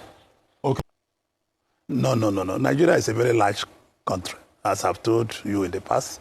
The issue of Nigeria is continuous sabotaging one another. People don't believe in people. This insecurity have nothing to do with any particular person. It's just that we had problem with Mali, we had problem with Libya. They opened up a part of Iraq and Iran, and all the arms coming from all those areas are turning back to Nigeria. So we are going to suffer these things unless all Nigerians come together to say we must report to our security agencies, report to people how we are going to solve this problem. This war is not only war of weapons, it's war of intelligence, where the Army, the Air Force, and the Navy, and all 42 related organizations that made up of our both armed forces and other agencies will come together to say enough is enough. We'll be able to work more of intelligence. We'll be able to work more of cooperation. Intelligence is the key to everything we are doing, because stealing of our mineral is another thing. These people are not insurgents that they want to scare everybody away from where there is this mineral so that they can settle down to take away our minerals. So I think it's not only issue of President Tinubu. The governors are coming alive now. I'm very happy with what the governors are doing right away, because it is a duty of everybody. Ó dá o ẹ káàbọ̀ padà náà lẹ́tí bọ́ lẹ́nu rẹ̀ yẹn o kò kan àwa aṣáàdùpẹ́ àwọn tọ́lọ̀ ń yàn fáwa bọ́lọ̀ ń sì ṣe fún wọn lọ́gbọ́n ìmọ̀ àtòye àti àlàkalẹ̀ òfin tó ń tẹ̀lé lórí ọ̀rọ̀ òmìnira yìí self determination àdúpẹ́ lọ́wọ́ Ọlọ́run. Wọ́n ti fi bú Sunday borí wọ́n ó ti lálàáfíà jù, wọ́n ní wọ́n ló ti mú mi jù, wọ́n ní kò kàwé, wọ́n ní yóò fẹ́ ṣe rally, yóò ṣẹ̀ṣẹ̀ rí mọ́ gba approval. Mo ní ẹ ṣe ó mọ tí ń ṣe, àsìdúpẹ́ lọ́wọ́ Ọlọ́run. Á gbòmìnira wa nǹkan kan ò lè dá dúró ṣùgbọ́n wọ́n ní àríṣe láríkà bàbá àrègùn wọ́n bá ṣèrègùn títí wọ́n ní ṣèrègùn wípé ìtàjẹ̀sílẹ̀ wà lọ́rùn Sunday Igboho àwọn èèyàn ṣèrègùn o ṣùgbọ́n ìrègùn ò ní débi wípé nípa ọ̀rọ̀ rẹ̀ nípa ìṣe Sunday Igboho kò ní fẹ́ kí èèrà rìn ọ́ fúnra rẹ̀ gan kò ní tí ọ̀ síbi tóun ò ní lọ Sunday Igboho ìṣe bẹ́ẹ̀ ibi tí ò ní tẹ̀lé ọ lọ àbí tí ò ní bọ́ ọ lọ tó jẹ́ pé ó ti mọ̀ wípé nǹkan ò ní sí ọ́ ń bẹ̀ tàbí tó ti mọ̀ wípé bóun bá tí ọ lọ nǹkan ó sí ọ́ ń bẹ̀ láyéláyé Sunday Igboho àìmọye àwọn tó jẹ́ wípé Sunday Igboho mọ̀ ìgbà tí nǹkan sí ọ́n gan tó tún dá sí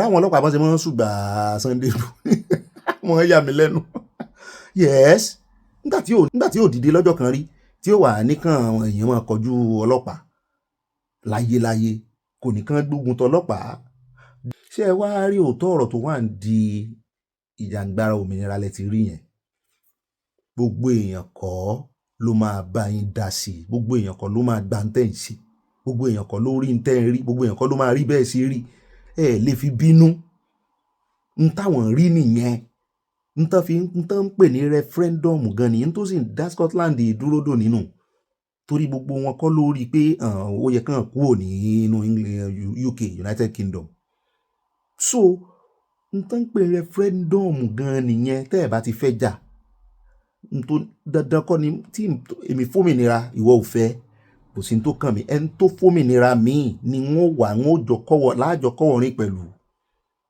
ìwọ tó fómìnira náà tẹ̀lé àwọn tẹ́ ẹ̀ jọ fẹ́ tí referendum bá wà tán gbà wá láàyè ká fi èròǹgbà wa hàn lóníkálùkù látò wá mọyì àwọn tó fẹ́ lọ àwọn tí ò fẹ́ lọ ṣùgbọ́n wọn àti ẹ̀ fàyè referendum lẹ̀ Nàìjíríà wọn fàyè ẹ̀ lẹ̀ nínú ìran Yorùbá tẹ̀sí ń wò náà lórí ọ̀rọ̀ afẹ́ lọ yìí ọ̀pọ̀lọpọ̀ àwọn èèyàn ṣebí lè sọ tiẹ̀ mo kíra fún àwọn àìmọye àwọn tó ti lúpọ̀ mọ́ yín nínú ìrìn àjò òmìnira yìí tán sọ fún yín pé àwọn ò sì fẹ́ o àwọn kan ń tàn wọ́n ni o ara wọn náà sì ń tàn ṣùgbọ́n wọ́n ń fa ìrìn àjò sẹ́yìn nítorí ẹlẹ́sìn rẹ lómi ń gbà míì tán ni àṣírí kan tú ilé ìgbàbọ̀dè ilé yìí ilẹ̀ mú ọ̀dàlẹ̀ ní ẹ́mbásì dalẹ̀ ilẹ̀ ó mú ṣùgbọ́n àwa náà ẹ mọ̀jẹ̀ àtànra wa ẹ̀ẹ́spẹ̀tì pé gbogbo àwọn èèyàn kan ni ó gbà fún ntẹ́yìn gbà fún tẹ́ ẹ bá wá ríru wọn tó sọ síta ẹ mọ̀ wulẹ̀ bọ́n jà ẹ mọ̀ dúpẹ́ lọ́wọ́ wọn ni wípé ẹ ti mọ àwọn tí ò ṣetán àti gbòmìnira ó bẹ́tà ju kí gbogbo yín wá kóra yín jọ pọ̀ nínú èèyàn 100 kí èèyàn 99 wá kóra wọn síbi kan wípé àwọn fẹ́ òmìnira ṣùgbọ́n practically nínú odò ọkàn wọn bóyá kò ju èèyàn 10 lọ wọ́n kàn parọ́ ni wọ́n fi rọ́bojú kan wá ní referendum dé àbí àjẹmọ́nú kan dé tó ní í ṣe pẹ̀lú ibi tán ti fẹ́ gba òmìnira kúrò wọ́n ṣubú díẹ̀ o kan wá ní rárá nítorí àjẹmọ́nú àwọn ò tẹ̀lé yín àwọn ò gbòmìnira wọn ṣé ẹ rí àwọn nǹkan kan wà test ìpele nípele ni ohun tí ó test oníkálukú yóò bá gbogbo àtà mẹ́sẹ̀ lé òmìnira yìí ohun tí ó test oníkálukú nírìn àjò yóò bá torí ẹ̀ lẹ́sìn rí tóníkálukú wọn tán mọ̀ yọsẹ̀ ńgbà yín owó ti sọ àwọn òsè mọ́ wọn lọ́kàn rẹ̀ tẹ́lẹ̀ ìmí ìrè èèyàn kan tí ń lọ ojú ọ̀nà òmìnira lò náà ní jẹ́ ń tẹ̀lé ìmí ò mọ̀ bí tí ń lọ ó kàn tẹ̀lé rò ní nítorí ẹ̀ ṣé ẹ rí aníṣẹ́ ṣe gan o wọ́n máa ń gbọ́n ìrìn àjò òmìnira wọ́n máa ń gbọ́n yẹ́bẹ́yẹ́bẹ́ báyìí ní tó ní kálukú ó mọ̀ bí tó dé kò sọ̀rọ̀ pé wọ́n ìpọ́nnu mọ́ ìrìn àjò òmìnira o wọ́n yìí tàn yàn ń bẹ̀ o ẹ má wọ̀rí àbọ̀ ń dájọ́ sí wọ́n máa tẹnu mọ́ ẹ ń bá dájọ́ sí ìrìn àjò òmìnira fún ọ ó ń parọ́ fún ọ ni ó dáa ẹ láwọn kan ti dájọ́ sí rí so ẹ ti wá kó yín débẹ̀ so orí ìwọ náà ó dàbí ọ̀rọ̀ dàbí ọ̀rọ̀ ẹni tí ń lọ Ìbàdàn tí ó mọ̀nà bó o bá tún wá mọ̀nà ǹjẹ́ kò yẹ kó o farabalẹ̀ kó o náà wòye ẹni tí mú ọ lọ nínú sọ̀rọ̀ sí rẹ̀ ọ mọ̀ bóyá lè mọ̀nà wọ́n bá ń parọ́ fún ọ náà ìwọ náà mọ̀ parọ́ fúnra rẹ̀ èèyàn kan níbi tí mo dé yìí by God's grace lèèyàn kan wà á pè mí pé wá akitiyan ìwọ Bobby o try gan o ṣó wá rí bá a ṣe ń wò yìí by December by December ending ọdún yìí a ti máa gba òmìnira, a ti máa bẹ̀rẹ̀ nation tiwa. Máa wò báyìí, máa yín mú sí ni, máa sì kó wájú ẹ̀. Ẹni sí ò ṣeé ṣe, ó ṣeé ṣe mọ̀nà káì ó lè yájú bẹ́ẹ̀ lọ, ṣùgbọ́n wọn ìdájọ́ sí i. Bàárẹ̀ ní tó dájọ́ sí fún irọ́ ló pa fún ọ. Ó dìgbà tí gbogbo ẹ̀ bá ti níyànjú pátápátá tọ́lọ́run ti mú òmìnira lé yín lọ́wọ́ kẹ́ tó wá mọ̀ dájọ́ sí pé báà náà rí gbogbo ìgbésẹ̀ táwọn Biafra gbé. N tí máa ń mú rìn àjò kó dùn rìn ni wípé ẹni tí mú ọ lọ ibì kan ó mọ̀nà, ìwọ tán mú lọ náà ó wá jẹ́ àṣàmú kékeré ló ti ń ṣẹnu sámúsámú. Ó mọ̀ pé bẹ́ẹ̀ yẹn bá ń rẹ́ni tó mọ̀nà gan tí mú yàn lọ ibì kan, ẹni tán mú lọ tí ò bá fẹ́ lọ tó yẹ pá gidi náà fi ń fà á lọ yóò fa ìrìn àjò ẹni tí mú yàn lọ sẹ́yìn. Ọ̀rọ̀ pọ̀ ń bẹ, ó dáa. Èmi ò justify tárákùnrin sọ, ṣùgbọ́n nǹkan kan òtítọ́ tèmi rí ń bẹ ni wípé ó sá jáde ó sì sọ wípé òun ò tẹ̀lé wọn lọ wò nítòun o. Ṣé kò wàá dáa ju ẹni tí ń bá yín rìn tó sì mọ̀ fẹ́ mọ̀ fà yín sẹ́yìn, ó sì ti mọ̀ pé òun ò bá yín lọ. Wọ́n pọ̀ nú ìrìn àjò yìí tí mò ń gbìyànjú àti sọnù. Ó dáa abẹ́já fi lé ìkálẹ̀ gbogbo rẹ̀ ńlẹ̀ àmúmọ́ nínú àkórí ìròyìn. Ẹjá dé ọ̀dọ̀ àwọn mọ̀lẹ́bí ọba tán jí gbé lọ ní Kwara. Wọ́n láwọn ò tí ì rí ọba aládé o, ọba rẹ̀ sì wà ńlẹ̀ o, kò tí ì sẹ́ni tó gbórí sábẹ́ rẹ̀ o. Àwọn mọ̀lẹ́bí ọba kan tí wọ́n jí gbé nípínlẹ̀ Kwara, Alhaji Kamilu Salami tó jẹ́ Òjìbàrà ti ìlú Bayangan níjọba ìbílẹ̀ Ìfẹ́lódùn ti ké gbàjarè sí ìjọba ìpínlẹ̀ náà fún ìrànlọ́wọ́ láti dóòlà orí adé ọ̀hún padà mú lórí adé sunta. Nínú àtẹ̀jáde kan tí mọ̀lẹ́bí kábíyèsí èyí tí agbẹnusọ rẹ̀ Alhaji Rafiu Ayinde Lawal àfilédè ni wọ́n ti rawọ́ ẹ̀bẹ̀ sí ìjọba. Àtẹ̀jáde náà sọ pé láti ìgbà tí àwọn agbésùnmọ̀mí ti jí ọba náà gbé, ọlọ́pàá kò sọ nǹkan kan nípa rẹ̀ mọ́, bẹ́ẹ̀ ni kò ran àwọn lọ́wọ́ láti dóòlà rẹ̀. Àwọn nìkan làwọn ń sá kiri. Sọ́nà tí ìsọyé tẹ́ kò wá ni. Mọ̀lẹ́bí ọba náà sọ pé láti ọjọ́ 29 tí wọ́n ti jí ọba náà gbé ní ọkàn gbogbo ìlú wọn kò ti balẹ̀ mọ́ o. Wọ́n tún fẹ̀sùn kan ọlọ́pàá pé láti ìgbà tí àwọn ti ń ṣe wàhálà táwọn ń báríbarí bó kiri láyẹn àwọn ọlọ́pàá ò ti dá sáwọn wọn, kí lọ ọlọ́pàá wá fẹ́ ṣe. Gẹ́gẹ́ bí ohun tí Lawal sọ, níṣe ló ń dàbí ìgbà tí ọlọ́pàá ti gbàgbé Òjìbàrà sí àhámọ́ ajínigbé tí kò sì bìkítà nípa bóyá wọ́n tú sílẹ̀ tàbí wọn kò tú sílẹ̀. Wọ́n ní ó ṣe pàtàkì láti sọ lásìkò yìí pé mọ̀lẹ́bí kábíyèsí nìkan ló ń ṣe wàhálà láti rí i pé ó bọ́ lọ́wọ́ àwọn jàǹdùkú náà o. Nítorí náà a fi tọ̀wọ̀tọ̀wọ̀ bẹ̀ ìjọba ìpínlẹ̀ Kwara kó dìde fún ìrànlọ́wọ́ àwọn o, pé náà bá wá gba ọba ilẹ̀ tán kán mọ̀ wá claim glory o. Wọ́n ní ìlú nìkan kò lè dá nìkan gbé ẹrù yìí, a nílò ìrànlọ́wọ́ ìjọba ìpínlẹ̀ láti kún wa lọ́wọ́ lórí ìgbìyànjú wa. Mọ̀lẹ́bí ọba náà tún bẹ àwọn agbófinró fún ìrànlọ́wọ́ wọn. Wọ́n ní kán mọ́ gbàgbé àwọn òbú wọn, àwọn ń béèrè ìrànlọ́wọ́ ni. Wọ́n sì ti gbé ọba yìí ó ti pẹ́ díẹ̀. Ajínigbé lọ́tùn lósì wọ́n ti ń gbé ọba. Adẹ̀tún ń bá life lọ bí ẹni pé it's normal. Àwọn kan á ní ẹ̀ kì í sọba aládé gidi. Kán jí baálẹ̀ gbé ẹni tí ò bá gan tó yẹ pé bà ní jẹ, tí ò bá lórí nǹkan kan, kán jí gbé gan só yẹ kára wá balẹ̀. Wọ́n láwọn arọ àwọn ọlọ́pàá yín balẹ̀ o. Ọlọ́pàá ẹ̀ ń bá gbẹ́kẹ̀lé hàn ó tẹ́tán ni mo sọ fún ọ. Ìyá ń bẹ fọmọ tí ò gbọ́n. Ó dáa ní rí jù báyìí lọ, bóyá àwọn alálẹ̀ ní ká bẹ̀ kán bá wa rè mú ọba wá. Orí adé eléyìí ti sun ìta o, ó ti sun ìgboro ayé sáàtà àti ẹ̀wà yìí. Orí adé ń sùn tá a sí ẹni. Ó dáa lórí ọ̀rọ̀ ti ìyàwó ààrẹ àti Adeleke. Ẹ gbọ́, olórí náà mọ̀ ní Adeleke níwọ̀nba tiẹ̀, olórí ìpínlẹ̀ kan mọ̀ ní. Olórí ìpínlẹ̀ kan mọ̀ ní. Ẹ gbọ́ sótọ́, ṣé ìyàwó Adeleke lè lọ rin olódò dẹ̀fín? Ẹni kò tó bẹ́ẹ̀. Bẹ́ẹ̀ tó ní bọ́n ṣe máa ń pàkíyèsí èèyàn sí nǹkan. Èmi ò fọwọ́ sí bọ́n ṣe pàkíyèsí Adeleke. Abeg, this social video, na one in town. Imagine President Trump wife. They say I go off mic on the governor in his state. It's his state, oh, not another state, not Abuja, in his own state. I go off mic, oh, I don't want you to sing or praise anything. Just talk. Power, absolute power. Imagine the whole governor of the state and not make a speech in peace. the wife of a president, saying, "I will off mic if you don't stop now." Nigeria. What a country.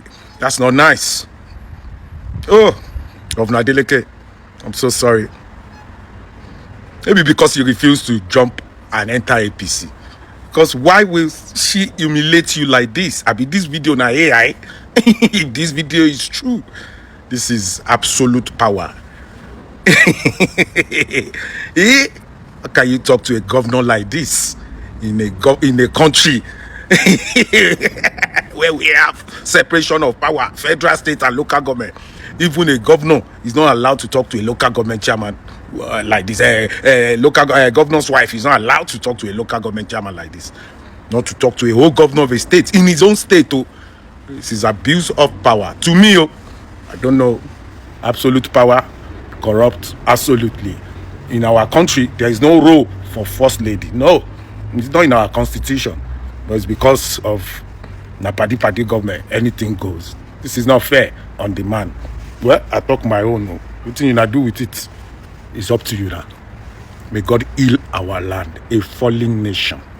Kí mọ̀ dá sí káwọn ọ̀fà méjèèjì pa wẹ̀dẹ́ ó dá o mo ti gbàgbé ara mi ni jẹ́ àfi wọ́n pa wẹ̀dẹ́ àti wẹ́dẹ̀wẹ̀dẹ́ àwa la béèrè lọ́wọ́ Ọlọ́run pé Ọlọ́run jọ̀ọ́ o fún wa lọ́jọ́ wẹ̀dẹ́ wọn o ká wò wọ́n bí ẹni ń wòran sinimá ó sì ti yá náà nu kí wàá ló kàn wá tá a tún fẹ́ mọ gbèjà àwọn ẹja kúrò lórí ọ̀rọ̀ wọn jàre àyà so lọ́rọ̀ fún wa nínú abala ẹ̀ńbáráyè èmi tí ẹ fẹ́ rí rest báyìí UK mi ò ní báyìí dá sí ẹ̀ńbáráyè lónìí o mo fẹ́ dé London Bridge mo sì fẹ́ dé O2 Arena mo sì tún fẹ́ dé wọ́n mọ́ ròyìn ìyá alámọ̀là kan ní Woolwich n ó débẹ̀ náà àròrin bára wa ṣe o ire lójú owó ríire kàbìtì I love you I miss you mọ̀ wọ̀rí ìyá tó padà síta lò wá níbi tá a ti fẹ̀yẹ dáadáa ẹ sáà mọ̀ bá ń gbàdúrà kọ́lọ́run jẹ́ kí wifi wọn lọ ń bì lónìí o torí wifi mo ṣe gba ibi tí mo gbà yìí mo mọ̀ lọ wò ní strong high speed wifi ibi tí mo kọ́kọ́ gbà ó sì ń yí roborobo báyìí lánàá mo fẹ́ lè mọ̀ fún lépè sí Nàìjíríà la wà ní nísìnyí Nàìjíríà láti máa ń sẹ́ndì fídíò lórí WhatsApp lásán láàrin wákàtí kan yóò mọ̀ yí báyìí ni yóò sá mọ̀ yí bí steering ni ẹ bá ń ṣàdúrà sórí wifi mọ́ ń bí yìí o mi ò mọ ọ̀rọ̀ UK yìí o God bless you and I love you àyà sọ̀rọ̀ wà ní ìwọ ló mọ̀ mi ò tiẹ̀ ráàyè múrè ìjàyè town múrè ìjàyè London. Ọ̀gá mi inú abala ń báráyè lónìí àní pẹ́ rárá o wọ́n ní bọ̀dá Wasiu fẹ́ dá wàhálà lẹ̀ wọ́n ní bọ̀dá Wasiu wọ́n yìí ṣe ọmọ Ìjẹ̀bú kò sí ẹ̀sùn tán fi kan bọ̀dá Wasiu tán pàápàá jùlọ arákùnrin kan ó dà pé Balógun Èkó lórúkọ wọn in fact wọ́n tún kẹrẹ́kẹrẹ́ ọ̀rọ̀ wọ́n tún wìrìwìrì ọ̀rọ̀ wọ́n tún kẹ̀kẹ́ ọ̀rọ̀ ẹ gbọ́ inú abala ń báráyè lónìí ṣé lóòótọ́ ni bọ̀dá Wasiu ìsọmọ Ìjẹ̀bú gan débi wípé wọ́n yìí ṣe ọmọ ilé ọba rárá wọn tiẹ̀ bá àwọn ọmọ ọba tán kí làwọn ará Ìjẹ̀bú wa ń wò tán fi wọ́n jẹ olórí ọmọ ọba Akilẹ̀ àbí olórí ọmọ ọba ilé ọba lọmọ ọba ti wá ẹ wò ẹ tí ìgbọ́n nǹkan kan ẹ já wọnú abala ń báráyè ẹ gbọ́ kúlẹ̀kúlẹ̀ ọ̀rọ̀ lẹ́nu Balógun of Lagos. Ọba orin lolúwayé fújì yìí o ọba orin làyìndé mi ọmọgbọ̀n láwọn ẹ farabalẹ̀ ẹgbọ́n ohun tọ́bọ̀ orin wí orin dé o ìlú dé o Àyìndé táwọn yọ Alhaji King Wasiu Ayinde ọmọgbọ́láwọn tó bá ní ẹ máa jọba ẹ ti jẹ́ o tí àkọsẹ̀jáyé yín tó bá ní ẹ máa jẹ ọba ẹ ti jẹ ọba fújì o ṣẹ́rí àwọn Yorùbá ní èèyàn kì í jẹ méjì lábà ẹ lè jẹ ọba fújì kẹtùmá wá du ọba Ìjẹ̀bú ìyẹn ti Àwùjalẹ̀ torí pé kí ni ẹ̀yin náà lẹ sọ ẹni wọ́n fi èèyàn wọ́n fi jẹ lèmọ́mù ó tún wá ń du Sẹ́ríkì ẹ lè jẹ o torí wọ́n ti jẹ́ kó yé yín pé ẹ lè jẹ Àwùjalẹ̀ Aṣíwájú Bọ́lá Ahmed Tinubu dẹ̀ sọ fún yín wọ́n ní kẹ́ mú ọkàn kúrò ń bẹ̀ ìdí tẹ́ ṣe bínú ní airport ní ọjọ́ náà nìyẹn tí ẹ ṣe fẹ́ mú plane dúró tìtorí pé kí ni ọ̀rọ̀ yẹn ò bá yín ní ara mu àwọn ará Ìjẹ̀bú dẹ̀ ń bẹ̀rù wọ́n ṣèké wọn ò fẹ́ sọ fún yín pé àwọn ò fẹ́ yín ní ọba olórí ọmọ ọba èyí tẹ́ jẹ by default wọ́n ní kẹ́ mú yẹn kẹ́ mú dání ẹ wá kọ lẹ́tà ẹ wá kọ sí wọn nínú ìdílé mẹ́rin tó ń jọba wọ́n ní ẹ tọmọ ìkọ̀kan ní inú bẹ̀ wọ́n ní tọmọ ìkọ̀kan ní inú bẹ̀ àwọn ẹ̀gbọ́n tèmi àwọn ọkú mi wọ́n dẹ̀ pa nítàn fún mi àwọn tẹ́jọ ṣe kékeré ní òkè súnà wọ́n ní tí ìyá Wasiu àti bàbá Wasiu bá ti jà ọ̀dọ̀ wọn ní Igbóṣeré ni ìyá Wasiu máa ń wá kí ìyá Wasiu tó bẹ̀rẹ̀ sí ń taṣọ so wọ́n nígbà tí ìyá Wasiu bẹ̀rẹ̀ òwú aṣọ ni àwọn àti bàbá Wasiu ni wọ́n padà tó fi di pé bàbá Wasiu tẹ̀lé wọn lọ sí ìlú Péjú Èkìtì ìlú Péjú Èkìtì yẹn òun ni wọ́n sin bàbá Wasiu sí so àwọn ará Ìjẹ̀bú ní kẹtọ́ka sí olórí bàbá yín ní Ìjẹ̀bú àbí kẹ́ lọ mú èèyàn 6 tí ó tọmọ yín wá àbí tí ẹ tọmọ nínú Ìjẹ̀bú Òde àbí nínú Ìjẹ̀bú in general ẹ má dá wàhálà lẹ̀ o ẹ má dá wàhálà lẹ̀ torí gbogbo ibi tó bá wà peaceful ibẹ̀ lẹ ti máa ń dá wàhálà lẹ̀ ọ̀rọ̀ gbogbo kì í ṣe lórí alábàáhùn ọ̀rọ̀ gbogbo kì í ṣe lórí alábàáhùn màṣá náà rèé o mo tún ti dé bí mo ṣe ń dé láìkí ibi tí peace bá wà ẹ jẹ́ n béèrè lọ́wọ́ yín ṣé tí ẹ bá jẹ ọba àwọn èèyàn tó fẹ́ wá náwó fún yín ṣé wọ́n máa kí yín pé kábíyèsí Àwùjalẹ̀ o kó tó bẹ̀rẹ̀ sí náwó ni torí rò dáadáa mo rẹ̀ ń sọ fáwọn èèyàn gbogbo ẹ̀yin tẹ́lẹ̀ dúró ti aṣáájú Bọ́lá bẹ́ẹ̀ Tinubu lóyà selfish interest yín òun ló jẹ yín lógún now ẹ̀yin ni olórin APC election bọ̀ 2027 àbí now tẹ́yìn bá jọba èyí tẹ́ lè jẹ́ o ta ló máa kọrin fún APC torí lifetime agreement òun lẹ sign pẹ̀lú APC 2027 táṣíwájú máa ní ìdí yín láti defend the seat tí wọ́n wà ẹ̀yin wálẹ̀ ń du ọba so tẹ́yìn bá ti wá jẹ ọba yẹn èyí tẹ́ lè jẹ ta ló máa kọrin fún APC àbí ṣé ẹ máa fi Àwùjalẹ̀ ẹ fi àpèrè sílẹ̀ ẹ wá gbé mic ẹ tún máa kọrin ni ẹ tó ẹ pẹ́ kọ́ra èèyàn tó lè fi ń joyè láwùjọ èèyàn pàtàkì èèyàn tó ní sùúrù ẹ̀yin ò ní sùúrù rárá ẹ ti wà too controversial jù gbogbo nǹkan lẹ máa ń dàrú ẹ ń ṣe ẹni tó ní sùúrù so ẹni tó ní sùúrù ló lè fi jọba